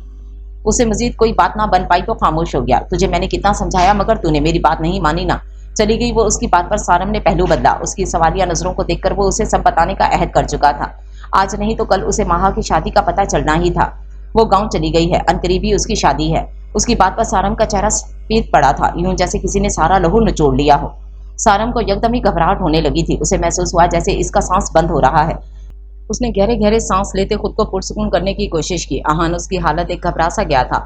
वो फौरन उसके करीब आता पानी का गिलास उसके होंठों से लगा चुका था। आहान ने उसकी पीठ थपथपाई थी। ठीक है तू? वो परेशान सा उसकी तरफ देखकर बोला, जो पहले से कुछ बेहतर महसूस कर रहा था। मैं ठीक हूँ, तू फिक्र मत कर। वो उसे देख जबरदस्ती मुस्कुराया था। मुझे कुछ काम है, मैं जा रहा हूँ। वो उस पर एक नजर डालता बाहर की तरफ बढ़ गया था। आहान उसके कदमों में वाज़ेह लड़खड़ाहट देखी थी। आहान उसकी पुष्ट तकता रह गया। उनको सफर करते हुए तकरीबन 3 घंटे से जायद का वक्त गुजर चुका था। उनकी गाड़ी गांव की हदूद में दाखिल हो चुकी थी। मजीद 15 मिनट के सफर के बाद वो हवेली के सामने खड़े थे। माहा ने गाड़ी से निकलते एक नज़र हवेली की जानिब डाली, जिसमें नुमायां तब्दीलियां आई थीं। उसे गांव आए काफ़ी साल हो चुके थे। उसने एक थकी सी सांस खारिज की। वो जितना इस हवेली से भागती आई थी, उसकी किस्मत ने उसे वहीं लापटका था। वो अपने पापा की पैरवी करते इनके पीछे अंदर की तरफ बढ़ गई, जहाँ पहले ही सब खड़े थे। शायद वो इन्हीं का इंतजार कर रहे थे। सब घर वालों ने अच्छे से इनका इस्तकबाल किया था। हशाम भी वहीं मौजूद थे। हशाम ने उस पर एक नज़र डालकर नजरें फेरनी। बेशक वो लड़की बेतहाशा खूबसूरत थी, मगर हशाम को उसमें रत्ती भर भी दिलचस्पी महसूस ना हुई और ना ही उसके दिल में कोई हलचल हुई थी। उसे इस वक्त फारिया याद आई, जिस पर एक नज़र डालने के बाद उस पर से नज़र हटा ही नहीं पाता था। जितनी खूबसूरती उसमें फारिया में महसूस होती थी, कभी किसी में महसूस ना हुई थी। वो सामने होती थी तो वह इर्द गिर्द का होश भूलने लगता था, और अगर वो अपना दिल टटोलता तो उसे महसूस होता कि वो पूरे हक से उसके दिल पर बराजमान थी। उसके नक्श इतने गहरे थे कि वो चाहकर भी मिटा नहीं सकता था। बात पसंदगी की हदों से बहुत आगे निकल चुकी थी, मगर वो ये मानना ही नहीं चाहता था कि वो भी कभी कभी किसी की मोहब्बत में झुक सकता है। माहा ने एक नज़र उसे देखा था। वो बेहद खूबरू था। वो किसी भी लड़की का ख्वाब हो सकता था, मगर ये वही जानती थी कि वो अपने बाप जैसा सफाक था। उसके दिल में भूख सी उठी थी। उसने कभी इस दुनियावी ऐशो इशरत की ख्वाहिश नहीं की थी। उसकी ख्वाहिश बस इतनी थी कि एक अच्छा कदर करने वाला हमसफर, हर दुख सुख का साथी। मगर ज़रूरी तो नहीं कि हर ख्वाहिश पूरी हो। वो घर पर भी बेसुकून सा था, इसलिए डेरे पर चला आया, मगर यहाँ भी कहाँ चैन आने वाला था। वो हमेशा से उसके पल पल का हिसाब रखता आया था, जिसे वो नाजुक वजूद ला इल्म था। अगर उसे इल्म होता कि अपनी कदर जान जाती, वो जानबूझकर कई कई दिन उससे लाताल्लुक रहता था ताकि अपनी झूठी अना का परचम बुलंद रख सके, मगर वो एक पल भी उससे गाफिल ना हुआ था। वो नाक की सीध में देखता ला यानी सोचों में गुम था। जब उसकी जेब में पड़ा मोबाइल फोन बजा, उसने बिना देखे फोन कान को लगाया। साहब जी, फारिया बीबी घर नहीं है। दूसरी तरफ से मिनमिनाने वाले अंदाज में इतला दी गई। उसने कान से मोबाइल हटाकर एक नज़र स्क्रीन को देखा और फिर माथे पर बल डाले दोबारा मोबाइल कान से लगाया था। क्या मतलब है कि वो घर नहीं है?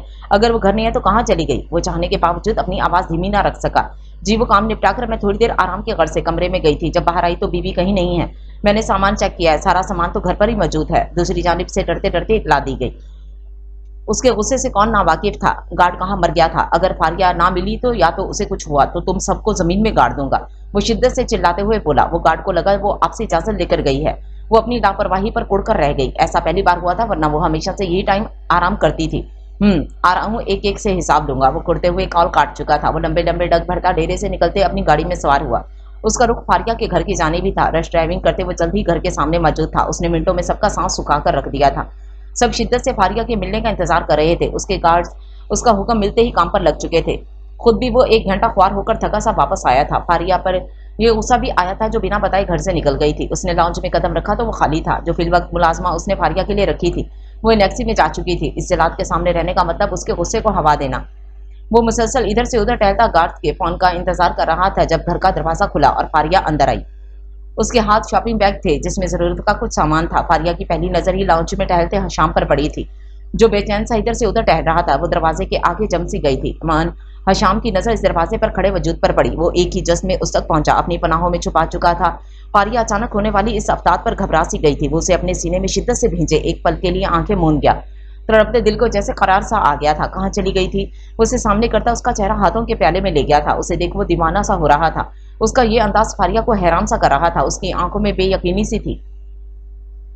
उसके चमकते चेहरे को देख हशाम ने उसके एक एक नक्श को दीवानावार चूम डाला था। वो कभी उसकी आंखों पर होंठ टिकाता तो कभी उसका लम्स उसके गाल पर बिखरता, कभी उसकी सांसों पर हुक्मरानी जमाता, जैसे उसके होने का यकीन कर रहा था। फारिया ने घबराकर उसके सीने पर हाथ रखा था, जिसकी मनमानियां बढ़ती चली जा रही थी। वो बेकरार सा उसके एक एक नक्श पर अपनी तहरीर कम करता चला गया और उसकी शिद्दत भरे अंदाज पर वो लड़खड़ाई थी। जब उसने फारिया की कमर में हाथ डाले उसे सीने से लगाया था, हशाम ने उसकी पेशानी से पेशानी टिकाई थी। उसका चेहरा हशाम की कुर्बत से ही सुर्ख अनारी हो चुका था। मैं कितना डर गया था। तुमने बताया नहीं कहाँ गई थी? वो अब भी उसे अपने हिसार में लिए खड़ा था। आप क्यों डर गए थे हशाम? आपको कौन सा फर्क पड़ता है मेरे होने ना होने से? उसने हशाम के सीने पर दबाव डालकर खुद को उसके हिसार से आज़ाद करवाया। उसकी बातों पर हशाम की गिरफ्त उस पर ढीली पड़ी थी। वो उसे लाजवाब कर गई थी। वो तो उससे मोहब्बत नहीं करता था, फिर क्यों इतना डर गया था? वो उसकी बीवी थी, उसकी इज्जत थी। हाँ, बस इसलिए डर गया था। उसने खुद को यकीन दहानी करवाई थी, क्योंकि तुम मेरी बीवी हो, मेरी इज्जत हो। हर गैरतमंद आदमी अपनी बीवी के गायब होने से यूं ही डर जाता है। उसने एक जताती निगाह फारिया पर डाली थी। वो खुद को कंपोज कर गया था। फारिया ने शिकवा की नजरों से उसकी तरफ देखा था। मैं कहीं भी गायब नहीं हुई थी, बस कुछ जरूरी सामान लेने मार्केट तक गई थी।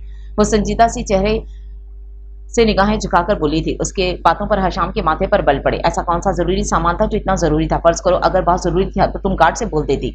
वो माथे पर शिकनों का जाल बिछाते हुए बोला। कुछ देर पहले वाली खुमारी उड़न छू हो चुकी थी। मेरा इस शीश महल में दम घुट रहा था। उसने एक दफा भी नजर उठाकर उसे नहीं देखा था। यही चीज हशाम लाशारी को आग लगा रही थी। आपको मेरी फिक्र में घुलने की जरूरत नहीं है। जाकर अपनी शादी की तैयारियां करिए। यकीन मानिए मेरा यहाँ के सिवा कोई ठिकाना नहीं है, नहीं तो बहुत पहले आपकी जिंदगी से दूर चली जाती। वो अपनी बातों से उसे अंगारों पर घसीट रही थी। अगली दफा अपने वादे पर कायम रहिएगा, जैसे यहाँ से भागे हुए आए हैं। मुझे यह खुशफहमी लाहक हो गई थी कि आप भी मुझसे मोहब्बत करने लगे हैं। वो आंखों में नमी को छुपाने के लिए चेहरा मजीद झुका गई थी। यकीन मानिए जिस दिन आप हमारा रिश्ता अपने घर वालों के सामने ले आएंगे, मुझे सबके सामने अपनी बीवी होने का मान देंगे, उस दिन मैं आपकी मशहूर हो जाऊंगी। उस दिन फिर मैं बगैर कहे आपकी हर बात मानती चली जाऊंगी। मगर आप बुज़दिल हैं। आप हमारे रिश्ते को गुनाह बनाकर सबसे छुपाना चाह रहे हैं। आप कभी मेरा दुख नहीं समझ सकते। वो उसे हक्का बक्का छोड़कर अपने कमरे की तरफ बढ़ गई थी। हशाम ने खूनख्वार नजरों से उसे घूरा था। ये लड़की हमेशा उसकी अना पर वार करती थी। उसे बुज़दिल कहकर गई थी। हशाम दोबारा यहाँ ना आने का अहद कर चुका था, जिसे अभी खुद वो एक बार तोड़ चुका था। अब आने वाला वक्त बताने वाला था कि जीत किसकी होती है, फारिया की मोहब्बत की या हशाम की अना की।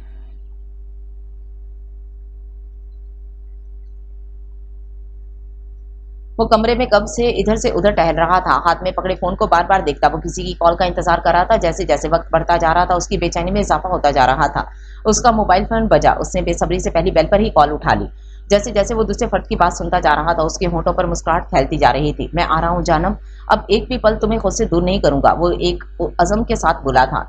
शाम 6 बजे का वक्त था। आसमान पर हल्की हल्की लाली छाई सूरज गरूब होने का पता दे रही थी। ऐसे में वो कमरे में कब से इधर से उधर टहल रहा था। पछतावे का नाग उसे मुसलसल डस रहा था। हाथों में चेहरा गिराए वो अपनी किस्मत पर मातम किना था। उसने खुदा का दिया वो खूबसूरत इनाम ठुकराया था। खुदा की तरफ से तोहफा ही तो थी उसकी जिंदगी का। कैसे वो इसकी जरा सी तकलीफ पर तड़प जाती थी। इसने नाशुक्री की थी। और जो लोग खुदा की नेमतों की नाशुक्री करते हैं वो अक्सर ऐसे ही पछताते हैं। क्या था वो खुद जो वो दूसरों से इंतकाम लेने चला था, और इंतकाम भी उस वजूद से जो सिरे से इन सबसे नावाकिफ था। वो खुद मासूम थी भला, इन सब में उसका कसूर क्या था? कहाँ थी वो गलत? जितना वो उसके बारे में सोच रहा था उतना ही अंगारों पर घसीटता जा रहा था। मीरू, मुझे माफ कर दो प्लीज, मेरी जिंदगी में वापस आ जाओ। तुम्हारे बगैर मेरा सांस घुट रहा है। मैं तो तुमसे मोहब्बत का दावेदार था, फिर कैसे ये सब कर गया तुम्हारे साथ? अल्लाह, मैं इंतकाम की आग में इस कदर अंधा हो गया कि अपने वजूद का हिस्सा ही काट कर फेंक दिया। वो उसका वजूद का हिस्सा ही तो थी जो ना जाने कितने सालों से उसके दिल में मोहब्बत बनकर बराजमान थी। कुछ सोचते उसने किसी को कॉल की थी। वो तेजी से इधर उधर टहलता अपने इस्तिराब को कम करने की कोशिश कर रहा था। पिछले 1 महीने से वो इससे तलाश कर रहा था। अभी सुबह ही तो उसके गार्ड्स के हाथ जरा सा सिरा लगा था। उन्होंने उसे कुछ देर इंतजार करने को कहा था, मगर वो दीवाना होता हर थोड़ी देर बाद कॉल मिला था। अभी भी वो इन्हीं की कॉल का करके सब मालूमात जानना चाहता था जिन्होंने 5 मिनट मजीद इंतजार करने को कहा था। ये 5 मिनट उसके लिए कितने तकलीफ दे थे ये वही जानता था। हाथ में पकड़े फोन को बार बार देखता वो किसी की कॉल का इंतजार कर रहा था। जैसे जैसे वक्त बढ़ता जा रहा था उसकी बेचैनी में इजाफा होता जा रहा था। उसे खुद पर हैरत होती थी कि कैसे उसने 2 साल उस दिलकश वजूद के बगैर गुजार लिए थे। हकीकत तो ये थी कि वो पल पल उसके लिए तड़पा था, मगर वो इस वक्त इंतकाम की आग में इतना पागल हो चुका था कि वो हर तकलीफ बर्दाश्त करने को तैयार था। उसने एक नजर फिर हाथ में पकड़े मोबाइल को देखा। उसी वक्त उसका मोबाइल फोन बजा और उसने बेसब्री से पहली बेल पर ही कॉल उठा ली। जैसे जैसे वो दूसरे फर्द की बात सुनता जा रहा था उसके होंठों पर मुस्कुराहट फैलती जा रही थी। उसकी मुस्कुराहट में सुकून था। भीगी आंखों समेत मुस्कुराता वो खुदा का शुक्र अदा कर रहा था। मेरे जाने का इंतजाम करो, मैं अभी निकलूंगा। वो हुक्म सादिर करते कॉल काट चुका था। मैं मानता हूँ मैं बहुत गलतियां कर चुका हूँ, मगर अब अपनी हर गलती सुधार लूंगा। मैं आ रहा हूँ जानम, अब एक पल भी तुम्हें खुद से दूर नहीं करूंगा। वो एक अज़म के साथ बोला था, मगर शायद वो ये नहीं जानता था, या शायद वो ये सोचना ही नहीं चाहता था कि वो खुद ही अपने हाथों से मीलों दूर धकेल चुका था। जब जब उसकी शिकवा की नजरें सामने आती थी उसकी तकलीफ में मजीद इजाफा होता। सॉरी जानम, जो तुम्हें मेरी वजह से इतनी तकालीफ का सामना करना पड़ा। वो मोबाइल पर मौजूद मीरू की तस्वीर देखते होले से बुड़बड़ाया। आंखों में शदीद नेदामत थी और खुद की हरकत पर उसे गुस्सा आ रहा था। भला वो कौन होता है किसी से बदला लेने वाला? क्या वो खुदा ऊपर बैठा नहीं था इंसाफ करने के लिए? सारिम यार, तू जानता है ना तेरे सिवा कोई दोस्त नहीं है मेरा। जब तू गांव जाता है ना मेरा बिल्कुल भी दिल नहीं लगता। आहान उसके बिस्तर पर विराजमान होते बोला था। वो दोनों इस वक्त सारिम के फ्लैट में मौजूद थे। सारम अपने कपड़े पैक कर रहा था। आहन उसके सामने बिस्तर पर बैठा। यार मामा कितने महीनों से बुला रही हैं, मैं कब से इन्हें टाल रहा हूँ, मगर मेरा खुद दिल इनसे मिलने को कर रहा है। जल्दी वापस आ जाऊंगा। वो बैग की जेब बंद करते उसे देखते हुए बोला। आहन ने समझने वाले अंदाज में सर हिलाया। वैसे भी मैं खुद इस माहौल से कुछ दूर जाना चाहता हूँ। कुछ दिन अपनों के दरमियान गुजारूंगा तो अच्छा महसूस होगा। इस जगह पर मेरा दम सा घुटने लगा है। वो लड़की जाते जाते मेरी सांसें भी साथ ली गई है। वो नम आंखों को झुकाकर बोला। आहान ने बिस्तर से उतरते उसे गले लगाया है। मेरा दोस्त लाखों में एक है। तुझे माहा से 100 गुना अच्छी लड़की मिलेगी जो तेरे एहसासात की कदर करेगी, देखना। वो तसल्ली देने वाले अंदाज में बोला। मेरी जिंदगी में एक भी लड़की आ जाए मगर वो माहा फारिस की जगह नहीं ले सकती। अब तो शायद इस दिल में कोई गुंजाइश ही नहीं बची। जो कोई आ सके, जो कोई भी मेरी जिंदगी में शामिल होगी, उसके हिस्से सिर्फ खसारा आएगा, क्योंकि उसके हिस्से में महज खोखला वजूद आएगा। क्योंकि दिल दिमाग तो माहा के कब्जे में है। इसलिए मैंने सोच लिया मैं कभी शादी नहीं करूंगा, क्योंकि मैं किसी के साथ नाइंसाफी नहीं कर सकता। वो खोया खोया सा बोला। आहान के दिल पर हाथ पड़ा था। उसने संजीदगी से सारम का मुरझाया चेहरा देखा था। वो लड़की तुझे डिजर्व नहीं करती और तू उसके पीछे अपनी जान को कोई रोक नहीं लगाएगा, समझा। वो वार्न करने वाले अंदाज में बोला और दांत खिचखिचाते हुए कहा। उसका बस नहीं चल रहा था कि माहा की गर्दन मरोड़ दे, जिसने उसके हंसते खेलते दोस्त की ये हालत कर दी थी। नहीं, शायद सारम लाचारी उसे डिजर्व नहीं करता था। वो इतनी पाक थी, उसकी इसी पाकीज़गी से तो सारम लाचारी ने इश्क किया था। मैं हमेशा दुआ करूंगा वो हमेशा खुश रहे, उसके नसीब में इतनी खुशियां हों कि इन्हें सिमटते सिमटते उसका दामन तंग पड़ जाए। वो ट्रांस किसी कैफियत में बोलता जा रहा था। आहन को माहा के नसीब पर अफसोस हुआ। अगर वो सारिम के हिस्से में आ जाती तो वो शायद खुद ही अपनी किस्मत पर रश्क करती। उसकी दीवानगी देख उसे दुख भी हो रहा था, क्योंकि वो वहां से दिल लगा बैठा था जहां लाहासिल इंतजार इसके हिस्से में लिख दिया गया था। अगर वो खुद उसकी जगह होता तो कभी ये कुर्बानी ना देता, बल्कि एड़ी चोटी का जोर लगाकर उसे अपनी जिंदगी में शामिल कर लेता। आहान, एक बात मशवरा दूं तुझे। वो अपनी कैफियत पर काबू पाता उसे देख बोला। आहान ने इस बात में सर हिलाकर उसे बोलने की इजाजत दी। तू निशिवा से अपनी मोहब्बत का इजहार कर दी।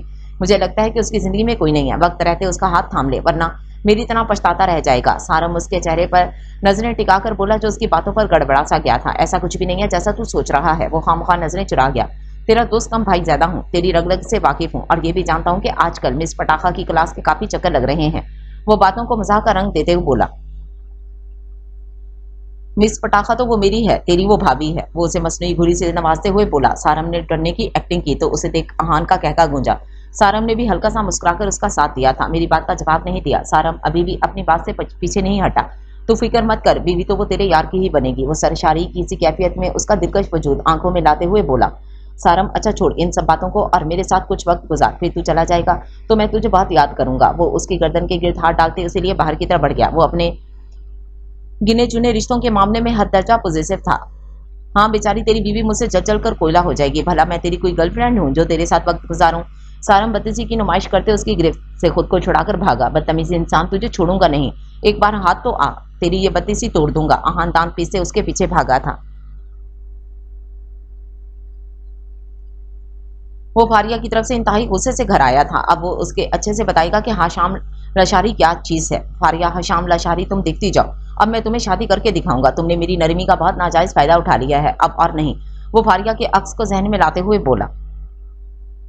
उसने बालकनी से खड़े नीचे झांका था जहां महालान में खड़ी पौधों को घूरने में मसरूफ थी। कुछ सोचकर उसने कदम कमरे से बढ़ाए।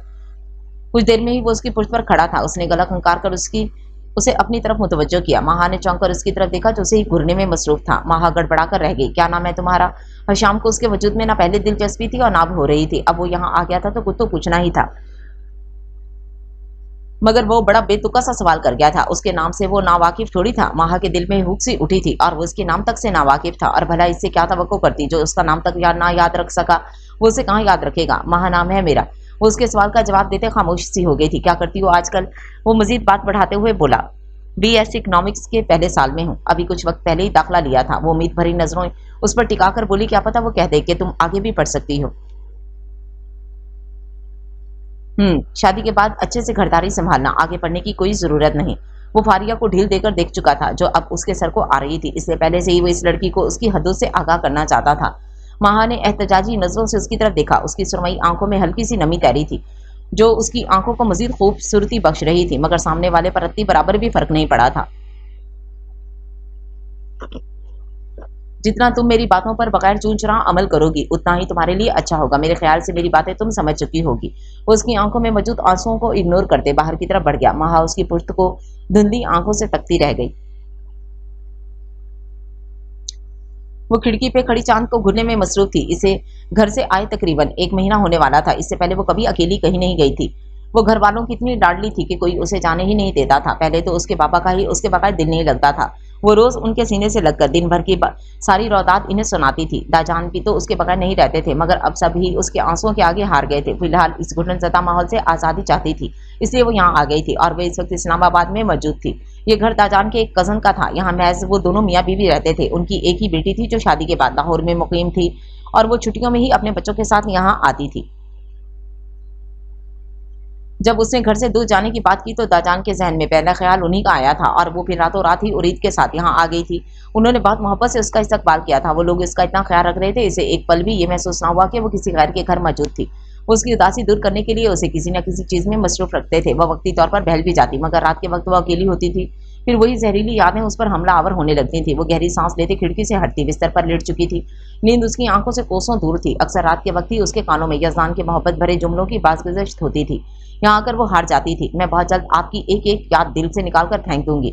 मुड़कर बैठती, साइड दराज से नींद की गोलियां निकालने लगी और इसकी तो अब इसे आदत होने लगी थी। उसके बगैर तो नींद भी आती नहीं थी। नींद की गोलियां पानी से निकलते वो दोबारा लेट चुकी थी। कुछ ही देर में उसकी आंखें भारी होने लगी थी। रफ्ता रफ्ता देखते ही देखते वो नींद की वादियों में गुम होती चली गई।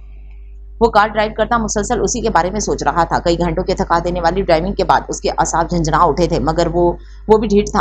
आज ही वो मीरू के पास पहुंचना चाहता था। एक माह पहले जो ख्वाब उसने देखा था वो आज पूरी आबोताब के साथ जहन के पर्दे पर ताज़ा थे। इस ख्वाब का क्या मतलब था वो नहीं जानता था और ना ही वो ये जानना चाहता था कि उसका हकीकत से कोई ताल्लुक है भी या नहीं, मगर जब जब वो इस ख्वाब के बारे में सोचता था वो डर सा जाता था। अब वो मीरू की जिंदगी में कोई तकलीफ नहीं चाहता था। वो उसे अब हर हाल में खुश देखना चाहता था, जिसको देखकर कोई नहीं कह सकता था कि ये वही 2 साल पहले वाली हंसी मुस्कुराती मीरू है। माजी का एक मंजर आज भी शिद्दत से उसे याद आया था। ये एक शादी का मंजर था जब वो नशवा की किसी बात पर खिलखिलाकर हंसी थी। दूर खड़ा यज़दान उसी की तरफ तो मुतवज्जो था। यकायक उसे एहसास हुआ कि लोग उसी की तरफ मुतवज्जो हो रहे थे, तो वो लंबे लंबे डग भरता उस तक पहुंचा। मीरू वो कज़नों में घिरी खड़ी थी जब यज़दान ने उसे मुखातिब किया। सभी उसकी तरफ मुतवज्जो हो चुके थे। जी, वो फौरन चेहरा मुड़कर उसकी तरफ मुतवज्जो हुई। इधर को जरूरी बात करनी है। वो सबको मुकम्मल इग्नोर करता उसकी तरफ हाथ बढ़ा गया था। जिसे कुछ हिचकिचाते वो थाम गई थी। वो इसे लिए जरा सा आगे बढ़ा। सबने मैंने नजरों से उसकी तरफ देखा और वो गड़बड़ा कर रह गई। यज़दान क्या करते हैं, सब हमारी तरफ कैसे देख रहे थे। वो खफासी उसे देखकर बोली, देखने दो जानम, आओ हम वहां चलते हैं। वो उसे लिए एक कोने वाली टेबल की तरफ बढ़ गया। हाँ जी, जल्दी से बोले क्या बात है, वो उजलत भरे अंदाज में उसे देखकर बोली थी। यज़दान ने गौर से उसे देखा था। उनके निकाह को महज 1 साल हुआ था। तुम यहीं पर बैठो, सबके दरमियान जाने की कोई जरूरत नहीं। वो उसके गाल पर हाथ रखते हुए बोला। पर क्यों यज़दान, मुझे सबके सामने और सबके साथ बैठना है। वो रूहान से लहजे में बोली, यार तुम बार बार खिलखिलाकर हंसती हो, तुम्हें पता है कितनी प्यारी लगती हो, तुम्हारी मुस्कुराहट कितनी प्यारी है, नजर लग जाएगी। वो उसका रूहानसी अंदाज देख नरमी से बोला। मीरू का दिल किया अपना माथा पीट ले। यार तुम्हारी मुस्कुराहटों को अगर नजर लग गई तो मैं कहीं का नहीं रहूंगा। वो उसके आगे दीवार की तरह हाइल होते बोला। अच्छा तो अब बस एक ही हल है, मुझे कैद कर लें। वो उसे घुरती बोली, हाँ मेरा दिल चाहता है तुम्हें अपने दिल में कैद कर लूं, जहां कोई तुम्हें देख भी ना सके। मीरू उसकी दीवानगी भरा अंदाज देखते खिलखिलाती चली गई। वाकई उसकी मुस्कुराहटों को नजर लग गई थी। यज़दान ने सर झटक कर सारी सोचों को जहन से झटका था और उसकी मंजिल आ चुकी थी। उसकी आंखें चमकी थी। सामने एक छोटा मगर खूबसूरत सा घर था जहां उसकी मताए जहां मुकीम थी और उसने गाड़ी से उतरते एहतियात से चारों ओर नजर दौड़ाई। जेब से एक चाबी निकाली जिसका इंतजाम उसके गार्ड कर चुके थे। उसके आदमियों ने बहुत अच्छा काम किया था। हर चीज परफेक्ट थी, तभी इन्हें वक्त लग गया था। उसने एहतियात से दरवाजा खोला और घर के अंदर दाखिल हुआ। उस घर में महज 2 कमरे थे। बाएं जाने वाले कमरे में उसकी जिंदगी मौजूद थी। उसके कमरे का दरवाजा खुलने में उसे जरा दिक्कत पेश न आई। उसने पहली निगाह बिस्तर पर डाली थी जहां उसकी जिंदगी महवी इस्तराहत थी। वो कदम ब कदम चलता उसके नजदीक आता। एक कदम में ठहर गया। वो एक कदम मजीद नजदीक आता, बिस्तर के एक किनारे पर टिक गया। उसने बड़े एहतियात से उसका हाथ अपने हाथों में कैद किया, फिर अपने होंठों से लगाते उस पर बोसा दिया था, मगर वो हिली तक नहीं थी। वो तो ये शुरू से जानता था कि वो नींद की कितनी पक्की है। मान उसकी नजर साइड टेबल पर पड़ी, इस डब्बी पर गई। उसने माथे पर बल डाले वो डब्बी उठाई थी, जिसे देख उसके झटका लगा था। नींद की गोलियां, क्या मेरी नींद की गोलियां इस्तेमाल कर रही है? उसके चेहरे का रंग फीका पड़ा था। ये सोची सुहाने रू थी कि उसकी हर तकलीफ की वजह वो खुद था। डब्बी आधी खाली थी, जो इस बात की गवाह थी कि उसका रोज ही इस्तेमाल हो रहा था। उसने वो डब्बी उठाकर डस्टबिन में फेंकी थी। I am sorry. वो एक बार फिर उसके हाथ को लबों से लगा गया। यज़दान ने एक पल के लिए नजर उसके चेहरे से ना हटाई थी। वो उसकी तरफ झुका, उसकी पेशानी पर होंठ टिका गया। कितने ही पल ऐसे गुजर गए थे, यज़दान को अपनी रग रग में सुकून दौड़ता महसूस हुआ था। रात की स्याही में वो उसके नाजुक वजूद को एहतियात से उठाए बाहर की जाने बढ़ गया। उसके वजूद में जरा सी भी जुम्बिश ना हुई थी। यज़दान ने उसके ढलकते सर को एहतियात से सीने से लगाया था। वो इस घर से निकलता अपनी गाड़ी की तरफ बढ़ा, एहतियात से उसके वजूद को बैक सीट पर लेटाया था। फिर उसकी गाड़ी काली रात में मुख्तलिफ रास्तों से गुजरती फराटे भरने लगी।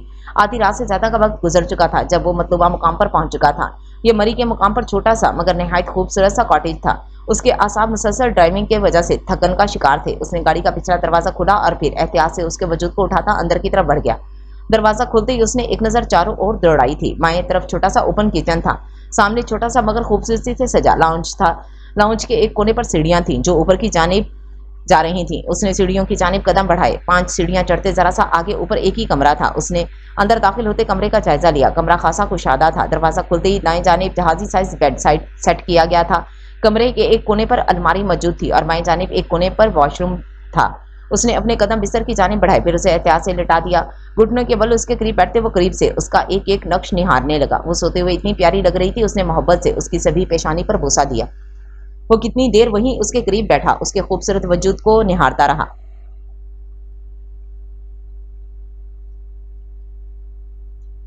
उसे अफसोस हुआ कि उसने 2 साल अपने फजूल से इंतकाम में निकाल दिए थे। इसलिए गुस्से का इस्लाम में हराम करार दिया गया है। इसी गुस्से की वजह से वो अपना और ख़ास तौर पर इस वजूद का कितना नुकसान कर चुका था। मैं सब ठीक कर दूंगा, बस मुझे एक मौका दे दो। वो उसके गाल पर बाएं हाथ की पुष्ट फेरते हुए बोला, फिर उसके गालों को होठों से छूते उठ खड़ा हुआ। उसने अच्छे से उसके ऊपर कंबल फैलाया था, फिर एक नज़र उस पर डालता आहिस्ता से दरवाज़ा बंद करता नीचे लाउंज में आ गया। लाउंज के सोफे पर बैठते उसने अपनी थकन ज़दा असाब को पुरसुकून करने के लिए सोफे की पुष्ट से सर टिकाया और फिर वहीं सोफे पर लेट गया। उसके असाब इस कदर थकन का शिकार थे कि वो लेटते ही नींद की वादियों में गुम होता चला गया। सारम ने रात गए हवेली में कदम रखा। वो अक्सर रात के वक्त ही सफर करता था। वो अपना सफरी बैग गाड़ी से निकालता अंदर की जानिब बढ़ा। वो ठटक कर रुका। उसे लान के कोने में खड़े वजूद पर माहा का गुमान हुआ। उसकी पुश्त सारम की जानिब थी। सारम का दिल शिद्दत से धड़का। आखिर वो यहाँ कैसे हो सकती थी? वो उसके वजूद की तरफ कदम बढ़ाता, इससे पहले किसी की आवाज़ ने उसे अपनी तरफ मुतवज्जो किया। What a pleasant surprise. Hasham उसकी तरफ देखता उसे गले लगा गया। बेशक उसके अपने बाप के साथ खुशगवार ताल्लुकात अच्छे नहीं थे, मगर हशाम के साथ उसके ताल्लुकात कदरे बेहतर थे। उसने भी खैर मकदम वाली मुस्कुराहट के साथ उसे गले लगाया। अच्छा किया तू आ गया। कितने महीने गुजर जाते हैं, हवेली का रुख नहीं करता, कैसे गैरों की तरह महीनों बाद आता है। वो उसकी गर्दन में हाथ डालता अंदर की जानिब बढ़ गया। सारम ने चेहरा मुड़कर पीछे की तरफ देखा, मगर अब वहां कोई भी ना था। सारम सर झटक कर अंदर की तरफ बढ़ गया। हशाम रात गए तक उसके साथ बातों में महव रहा और फिर बातों बातों में उसे अपनी शादी का भी बता चुका था। सारम उसके लिए बेहद खुश था। उसने हशाम को गले लगाकर मुबारकबाद दी और वो वाकई अपने भाई के लिए खुश था। और दूसरा, उसे अपनी भाभी को देखने का भी काफी तजस्सुस था जो जल्द ही दूर होने वाला था। हशाम उसे आराम करने का बोलता अपने कमरे की तरफ बढ़ गया। उसने भारी होते सर के साथ बमुश्किल अपनी आंखें खोली थी। ये तो रोज ही उसके साथ होता था। नींद की गोलियां खाने के बाद सुबह ऐसे ही सर दर्द से फटता था। उसने एक भरपूर अंगड़ाई लेते पूरी आंखें खोली, इर्द गिर्द का जायजा लिया। खुद को किसी अनजान जगह पर महसूस करके उसकी आंखें हैरत की ज्यादती से मजीद खुल गईं। वो एक ही जश्न में बिस्तर से उतरते इर्द गिर्द का जायजा लेने लगी। उसे शिद्दत से कुछ गलत होने का एहसास हुआ था। वो भागते हुए दरवाजे की जानिब बढ़ी जो उसकी पहली कोशिश से खुलता चला गया। वो सीढ़ियों की तरफ बढ़ती उजलत भरे अंदाज में नीचे उतरी। वो परेशानी से इधर उधर देख रही थी। ये सोची उसके लिए सुहाने रूह थी कि वो कैसे यहाँ पहुंची। आंखों के आगे धुंध सी छाने लगी। इर्द गिर्द का नजारा धुंधला पड़ने लगा। वो अपने आंसू पहुंचती हिम्मत मतमा करिए बाहरी दरवाजे की तरफ बढ़ी। उसने पूरी शिद्दत से लगाकर दरवाजा खींचा, मगर वो टस से मस ना हुआ। उसे अपनी किस्मत पर मजीद रोना आने लगा। कोई है, मुझे यहाँ से निकालो। वो इर्द गिर्द देखते चिल्लाते हुए बोली। मान उसे अपने पीछे खटके की आवाज आई।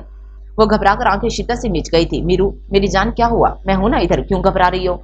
अपनी पुष्ट पर जानी पहचानी आवाज महसूस करके झटके से पीछे मुड़कर देखा। इस आवाज को वो कैसे भूल सकती थी? अपने सामने खड़े वजूद को हैरत से देखा। यकायक उसके दिमाग में धमाके होने लगे। यानी वो फिर किसी नए इंतकाम के लिए उसे यहाँ लाया। फिर कोई नई शिकस्त उसके हिस्से में आने वाली थी। क्या वो फिर कोई नया असाब उसकी झोली में डालने वाला था? उसने बेसाख्ता गिरने के डर से दरवाजे को थामा। यजदान उसकी कैफियत देखकर कुछ कुछ मामले का अंदाजा लगाया था। वो उसका दिमाग पड़ चुका था कि वो क्या सोच रही है। वो उसे गलत समझ रही थी। अपने लिए उसकी आंखों में बेयकीनी सी देख उसके दिल में दर्द उठा था। मीरू मेरी जान, ऐसा वो कुछ कहता उसकी तरफ बढ़ा जब मीरू ने हाथ बढ़ाकर उसे रुक जाने का इशारा किया और उसके कदम वहीं जम गए। जुबान पर कुफल सा लग गया था। यजदान आप हिंदी मेरे पास मत आइएगा। क्या अब भी आपका कोई इंतकाम अधूरा रह गया जो यूं रात की स्याही में मुझे यहाँ ले आए? वो आंखों में दर आने वाले मोतियों को पहुंचती 2 कदम उसकी तरफ बढ़ी थी। नहीं मीरू, जैसा तुम सोच रहे हो ऐसा कुछ भी नहीं है। वो उसे समझाना चाहता था, मगर उसके पास अल्फाज ही नहीं थे जिससे वो अपने दिफा में कुछ कह पाता। आपकी हिम्मत कैसे हुई मुझे यहाँ लाने की? क्यों बार बार मेरा जब्त आजमाने चले आते हैं? आखिर क्यों? वो आंसू भरी नजर उस पर डालकर बोली थी। मीरू मेरी जान, ऐसा नहीं है। एक बार मेरी बात सुन लो, बस एक बार। उसके नजदीक आता उसका चेहरा हाथों के प्याले में भरता इल्तिजाई अंदाज में बोला, मुझे दोबारा हाथ मत लगाइएगा। मीरू ने अपने चेहरे पर मौजूद उसके हाथ को शिद्दत से झटका था। मीरू मैं जानता हूँ मुझसे बहुत बड़ी गलती हो गई, मुझे बस एक बार माफ कर दो। यकीन मानो दोबारा ऐसी गलती नहीं होगी। वो उसके हाथों को अपने हाथों की मजबूत गिरफ्त में कैद करते हुए बोला। मीरू उसकी बात पर बेतहाशा हंसे चली गई, जैसे खुद का ही मजाक उड़ा रही हो। एक झटके में उसकी गिरफ्त में कैद अपने हाथों को खींचकर निकाला। बड़े बड़े खूब यजान आफिंदी, पहले जान निकालो और फिर माफी मांगने आ जाओ, बड़ा अच्छा मजाक करते हैं। वो ताली बजाते दांत देने वाले अंदाज में बोली। यजान को एकदम ही घुटन का एहसास होने लगा। उसे शिद्दत से महसूस हुआ जैसे वक्त रेत की तरह उसके हाथ से फिसल गया हो। प्लीज एक बार, बस एक बार माफ कर दो। वो घुटने के बल बैठते उसका हाथ थाम गया। नजरें एक पल के लिए भी उस पर से ना हटी थी। वो बिना पलक झपकाए उम्मीद भरी नजरों से उसे देख रहा था, जैसे अगर वो पलके झपकाएगा तो वो गायब हो जाएगी। मुझे जाने दें, मैं यहाँ एक लम्हा मजीद नहीं ठहरूंगी, मुझे जाने दें यजान आफिंदी, मुझे जाने दें। वो ज़याने होते हुए चीखी थी और उसने जैसे यजमान की बात सुनी ही नहीं थी। वो उसके हाथ झटकते 2 कदम पीछे हुई थी। यजमान मायूस सा उठ खड़ा हुआ, आंखें सुर्ख अंगारा हो रही थी। मैं जानता हूँ, मैंने अगर तुम्हें जाने दिया तो मैं तुम्हें खो दूंगा। वो आंखों में नमी रोकता हुआ बोला था। आपको लगता है आप मुझे खो देंगे? आप मुझे खो चुके हैं। वो तंजिया नजरें उस पर टिकाते हुए बोली। यजमान डगमगा सा गया था। उसने सोफे की पुर्ज पर हाथ टिकाए। जाने दे मुझे, मैं अब इन सब से कुछ हासिल नहीं होगा। वो उसकी हालत एक भी ना पिघली थी। मैं तुम्हें जाने नहीं दे सकता। तुम मेरे पास रहोगी तो मुझे उम्मीद है तुम मुझे माफ कर दोगी। वो उसकी आंखों में देखते एक नए अज़म से बोला। मुझे आज़ाद कर दें इस बेनाम रिश्ते से, मेरी जिंदगी को पुरसकून कर दें। वो हिम्मत मजतमा करते वो अल्फाज भी बोल गई जो शायद वो मरकर भी सोच नहीं सकती थी। मीरू, यजमान ने बेयकीनी से उसकी तरफ देखा, यानी वो इससे आज़ादी चाहती थी। आप ऐसे क्यों रिएक्ट कर रहे हैं? भूल गए 2 साल पहले आप ऐसे ही अल्फाज बोलकर मुझे तोड़कर गए थे? वो भीगी आंखों से चीखी थी। यजमान के कानों में अपने ही कहे लफ्जों की बाज़गुज़श्त होने लगी। मेरा तुमसे कोई रिश्ता नहीं। तुम इस औरत की बेटी हो जिससे मैं सबसे ज्यादा नफरत करता हूँ। तुम उनकी पोती हो जिनसे आज के बाद मेरा कोई रिश्ता नहीं। आज मैं तुमसे दस्तबरदार हो रहा हूँ क्योंकि तुम उनकी बेटी हो। तुम्हें इनके लिए किए की सजा मिलेगी। अपने लफ्जों की बाज़गुज़श्त पर उसका दिल घबराने लगा। अगर तुम चाहो तो मैं तुम्हें तलाक देकर आज़ाद कर सकता हूँ, जिसे मर्जी चाहे शादी करना। अपने आखिरी अल्फाज याद करके उसका दम घुटने लगा। यजमान आफिंदी, आप मुझे कैद करके भी देख लें, मगर जुमेरा आफिंदी का जवाब नहीं बदलेगा। मैं आपको कभी माफ नहीं करूंगी। वो उसकी आंखों में अपनी हरी आंखें काटते चैलेंजिंग अंदाज में बोली। फिर उसके सामने चढ़ती सीढ़ियां चढ़ते कमरे में बंद हो गई। वो पीछे अपने खाली हाथ तकता रह गया। सारम लाशारी सुबह सुबह फ्रेश सा नीचे आया था। उसे देख दादा जान निहाल हो गए थे। वो सोफे से उठते उसकी तरफ बढ़ गए थे। मेरा शेर कब आया? वो उसकी पीठ थपथपाते बोले थे। सदा का निकम्मा। हारिस साहब ने उसे देख तंज का तीर फेंका था। सारम का चेहरा आहाने से सुर्ख पड़ा था। बस इसीलिए वो गांव नहीं आता था। उसके बाप उसे देखते ही तंसिया गुफ्तगू शुरू कर देते। हारिस ताजान ने तंबी नजरों से बेटे को घूरा था। हारिस साहब बाप की तंबी पर खामोश हो गए और वो हारिस साहब को इग्नोर करके फिर सारे की तरफ मुतवज्जो हुए। रफ्ता रफ्ता सारे नाश्ते की मेज पर जमा होने लगे। मां सीढ़ियों से उतरते महा सबको मुश्तरका सलाम करते हुए आगे बढ़ी। जब सामने मौजूद सारम लाशारी को देख कर वो जहां थी वहीं थम गई। आओ महा बच्चे, इधर आओ। ये सारम है, तुम्हारा कजन और हशाम का छोटा भाई सारम लाशारी, और तुम्हारा देवर।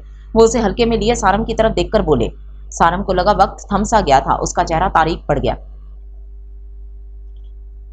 किस्मत के इस बदतरीन मजाक पर उसकी सांसें सीने में अटक रही थीं। माहा का यूं हशाम की मंगेतर बनकर सामने आना उसे अंगारों पर घसीट गया था।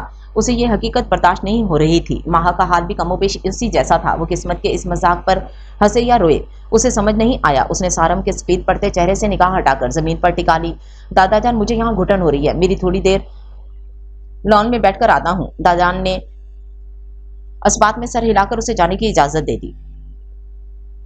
आज वो पूरे 1 महीने के बाद यूनिवर्सिटी आई थी। ब्लैक टॉप के साथ ब्लैक ही जींस पहन रखी थी। चेहरे पर नफासत से किया गया मेकअप उसे हसीन दिखा रहा था। हाई हील्स की आवाज आते जाते लोगों को मुतवज्जो कर रहा था। कुछ उसका दावत देता नजारा लोगों को मुतवज्जो होने की वजह था। उसकी नजरें चारों ओर आहान को तलाश कर रही थी, जो उसे कैंटीन में बैठा नजर आ गया। मगर जैसे ही करीब आई, आहान के साथ बैठे वजूद को देखती अपनी जगह जम सी गई थी। माथे पर शिकनों का जाल बिछा था। आहान इस वक्त निशवा के साथ मौजूद था। निशवा उसके देखने के अंदाज पर झंझला सी गई थी। वो जहां होती थी वो वहीं पहुंच जाता था।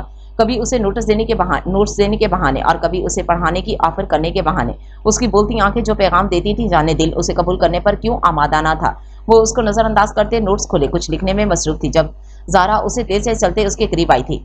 हे चीप कर, तुम मेरे आहान के साथ क्या कर रही हो? वो उनके पास आते बदतमीजी से बोली। दोनों ने बैक वक्त पढ़ने वाले अफ्ताब को देखा। उसे सामने देख आहान के माथे पर बल पड़े। वो 1 महीना यहाँ नहीं थी तो उसे सुकून था। आहान ने खौफ से आंखें घुमाई। जुबान संभाल कर बात करो जारा, ये कैसी लैंग्वेज इस्तेमाल कर रही हो? वो दुरुस्तगी से बोला। ठीक ही तो कह रही हूँ, जारा दो बदू बोली। नुशवा ने इन दोनों को मुकाबिल आते देख वहां से जाना जरूरी समझा। बहुत अहमियत रखती है आहान आफिंदी की जिंदगी में ये लड़की, समझी तुम? दूर रहो मुझसे भी और इससे भी। आहान की बातों पर जारा ने कोफ्त से उसे देखा। तुम्हारा म्यार ये है 2 टके की लड़की? जारा नुशवा को खा जाने वाली नजरों की घूरते हुए बोली थी। 2 टके ये नहीं बल्कि तुम हो। तुम्हारी कोई इज्जत नफ्स है भी या नहीं? मैं तुम्हें बार बार झटक चुका हूं, मगर तुम फिर अपनी बेइज्जती करवाने आ जाती हो। आखिरी बार वार्न कर रहा हूं। मुझे तुम्हें रत्ती बराबर भी दिलचस्पी नहीं, वो वार्न करने वाले अंदाज में बोला। नुशवा सांस रोके इसका अटल अंदाज देख रही थी। उसने नुशवा का हाथ थामा और उसे लिए कैंटीन से बाहर निकल गया। नुशवा हैरानी से उसकी तरफ देख रही थी। वो उसे उसकी क्लासरूम के बाहर छोड़ता उसका गाल थपथपाता बाहर की जानिब बढ़ गया। वो गार्डन में बेचैनी से इधर उधर टहल रहा था। कैसे हो सकता है ये, आखिर कैसे, माहा ही क्यों, या खुदा। ये सोच ही इसे घुटन हो रही थी कि माहा उसकी भाभी बनने वाली थी। वो कैसे ये सब बर्दाश्त करेगा। वो तो उसे भुलाने की खातिर यहाँ आया था और वो यहाँ उसके होने वाली भाभी की हैसियत से मौजूद थी। उसने खुद से अहद किया था वो यहाँ नहीं रुकेगा, चला जाएगा यहाँ से, क्योंकि अपनी आंखों के सामने वो उसे किसी और का होते देख नहीं सकता था। मीरू तब से बिस्तर पर एक ही पोजीशन में बैठी थी। आंखों से गर्म स्याल बह बह कर खुश्क हो चुका था। जाने क्यों वो अब उसे यहाँ लाया था। उसे ही बचने की खातिर वो यहाँ आई थी। जब जब उसे देखती थी उसे शिद्दत से अपना नुकसान याद आने लगता। 2 साल लोगों की कड़वी बातें सुनी थी जिसकी वजह सिर्फ और सिर्फ यजमान था। तो कैसे वो उससे ये माफ़ी मांगने आ सकता था। वो इस अजियत का अंदाज़ा भी नहीं लगा सकता था जो वो यूं इतनी आसानी से सब भुलाए माफ़ी मांगने आ गया था। वो हरगिज़ भी उसे माफ़ नहीं कर सकती थी।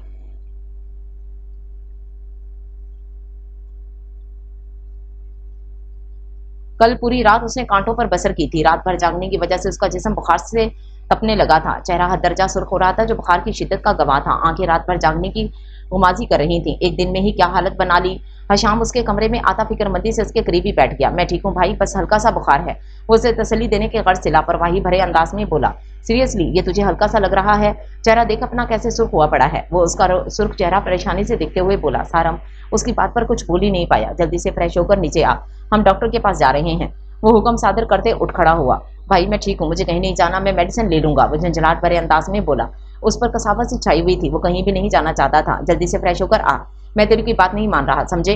वो तंबीह करने वाले अंदाज में कहता कमरे से निकलता चला गया। सारम बेजारी से उठते अलमारी में से जो भी कपड़े हाथ लगे उसे लेते वॉशरूम की तरफ बढ़ गया। 10 मिनट बाद वो थका थका सा नीचे आया था। मेरे चांद को नजर लग गई। अपनी माँ के इस अंदाज पर जरा सा मुस्कुराया था। जिन्होंने कुछ पढ़ते उस पर फूंक मारी, उसकी पेशानी चुमी। मामा रिलैक्स, मैं बिल्कुल ठीक हूँ, बस हल्का सा बुखार है भाई, ऐसे ही सबको परेशान कर रहे हैं। वो माँ के गिर्द हाथ लपेटता तसल्ली देने वाले अंदाज में बोला। हशाम बिल्कुल सही कह रहा है, अपना चेहरा देख कैसे सुर्ख हो रहा है। एक बार डॉक्टर को दिखा ले। उसने धीमे से मुस्कुराकर अस्पात में सर हिलाया।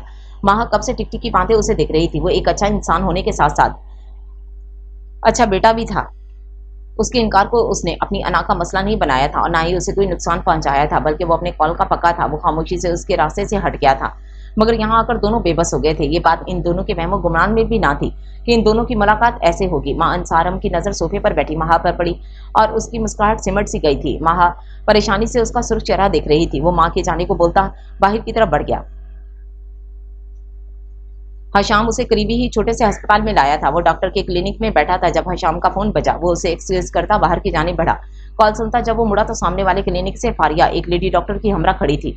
वो दोनों जाने आपस में कौन से रासो न्यास कर रही थी। इससे वो पहले से कमजोर लगी। वो डॉक्टर की हदायत सुनती अस्पताल में सर हिला रही थी। वो डॉक्टर से मुसाफा करते जाने के लिए मुड़ी तो पहली नजर ही सामने खड़े हशाम लाशारी पर गई। दोनों ही एक लम्हे के लिए ठटक से गए थे, मगर फिर वो सर झटकती उसके नज़दीक से ऐसे लापरवाही से गुजरी जैसे उसे जानती ना हो। हशाम की नज़रों ने दूर तक उसका पीछा किया था। फारिया को यहाँ देख उसका दिल परेशान होने लगा था। वो यहाँ क्यों थी? क्या वो बीमार थी? किसी ने भी इसे इन्फॉर्म क्यों नहीं किया था कि वो बीमार है? भला वो उसे क्यों बताने लगे? वो इससे इस कदर नाराज थी। उसने सारी सोचों को झटका। अगर वो खुद नहीं बताना चाहती थी तो उसे भी जानने में दिलचस्पी नहीं रखनी चाहिए थी। वहाँ तो वो मजबूत बनती घर आ गई थी, मगर घर आकर वो भुरभुरी मट्टी की माने बिस्तर पर ढेर होती चली गई। वो अपने दुखों में इस कदर मगन थी कि इस तरफ इसका ध्यान ही ना गया। वो कैसे इस चीज़ को फरामोश कर सकती थी? 3 दिन पहले जब उसकी तबीयत बेहद ख़राब हुई तब उसने डॉक्टर को चेकअप करवाया था। जो खबर उसको मिली वो उसके लिए सुहाने रूह थी। यहाँ उसका खुद का वजूद ही नहीं संभलता था, वो किसी और का वजूद कैसे संभाल सकती थी? उसकी प्रेगनेंसी के 2 माह होने वाले थे, मगर वो इस सबसे अनजान रही। पिछले कुछ दिनों से उसकी हालत इस कदर ख़राब थी कि उससे कुछ भी खाया पिया नहीं जा रहा था। उसके बावजूद उसका ध्यान इस तरफ ना गया। आज भी उसकी तबीयत ठीक नहीं थी तो उसने डॉक्टर को चेक करवाने का सोचा। डॉक्टर ने सख्ती से इसे अपनी डाइट ठीक रखने और परेशानी से दूर रहने को कहा था। पर वो नहीं इन्हें क्या बताती कि उसकी जिंदगी खुद एक परेशानी थी, तो क्यों कर वो परेशानियों से दूर रह सकती थी। आज हशाम को सामने देख उसका दिल चाहता कि उसके सीने से लगकर उसे कहे कि मेरी हर परेशानी समेट दे, मगर वो ये सिर्फ सोच ही सकी थी क्योंकि उसे अपनी इज्जत नफ्स बहुत प्यारी थी। इसलिए खामोशी से वहां से निकल आई। कोई नहीं था उसका ख्याल रखने को। वो अपनी तरफ से लापरवाही हो गई थी। मासी इत्तेफाक से हशाम के भी वही सब्जेक्ट थे जो फारिया के थे। उनके प्रोफेसर ने इन्हें रिसर्च प्रोजेक्ट दिया था। उन्होंने इनकी ग्रुप बंदी इनके सीनियर से कर दी थी ताकि वो लोग इनकी कुछ रहनुमाई कर सकें। फारिया का ग्रुप हशाम और कुछ और क्लास फेलो के साथ बना था और वो कुदरत के इस हसीन इत्तेफाक पर चौंक कर रह गई थी। पर उसे क्या पता था कि ये इत्तेफाक नहीं था, बल्कि हशाम ने खुद कहकर उसकी और अपनी ग्रुपिंग करवाई थी। हशाम को वो मासूम सी लड़की अपनी तरफ अट्रैक्ट कर रही थी। ऐसा इसके साथ इससे पहले कभी नहीं हुआ था। उसने फारिया के बारे में सारी मालूमात निकलवाई। जब उसे अंदाजा हुआ कि वो यतीम है और हॉस्टल में रिहाइश पजीर है, रफ्ता रफ्ता वो एक दूसरे के करीब आने लगे। फारिया को भी वो अच्छा लगने लगा, जो इससे धीमी आवाज में बात करता। उसके दिल में घर करता चला गया था। ये भी एक आम से दिन में से एक दिन था। हशाम के आखिरी चंद दिन रह गए थे। उसे किसी भी हाल में वो लड़की अपनी जिंदगी में चाहिए थी। इस वक्त वो ये बात भी फरामोश कर चुका था कि एक नाजुक वजूद सालों से उसका साथ जुड़ा है। मुझसे शादी करोगी? उसने फारिया की टेबल पर मौजूद हाथ को थामा था। फारिया ने हैरानी से उसे देखा। कहाँ वो गांव के सरदार का पोता और कहाँ वो खुद हॉस्टल में यतीमी की जिंदगी गुजारने वाली मामूली लड़की। उसने सारी सोचों को झटक कर उसकी तरफ देखा। आप मेरे बारे में कुछ नहीं जानते, ना ही मैं आपकी तरह अमीर हूँ। शायद आप ये जानने के बाद मुझे कबूल भी ना करें। वो आंखें झुकाते हुए बोली, सब जानता हूँ तुम्हारे बारे में, मुझे किसी से कोई फर्क नहीं पड़ता, बस तुम्हारी रजामंदी चाहिए। मुझे पहली बार कोई लड़की अच्छी लगी है और वो तुम हो। अब बताओ, क्या तुम मुझसे निकाह करोगी? वो उसकी बातों के जवाब में बोला। फारिया सुर्ख चेहरे के साथ महज इस बात में सर हिला गई।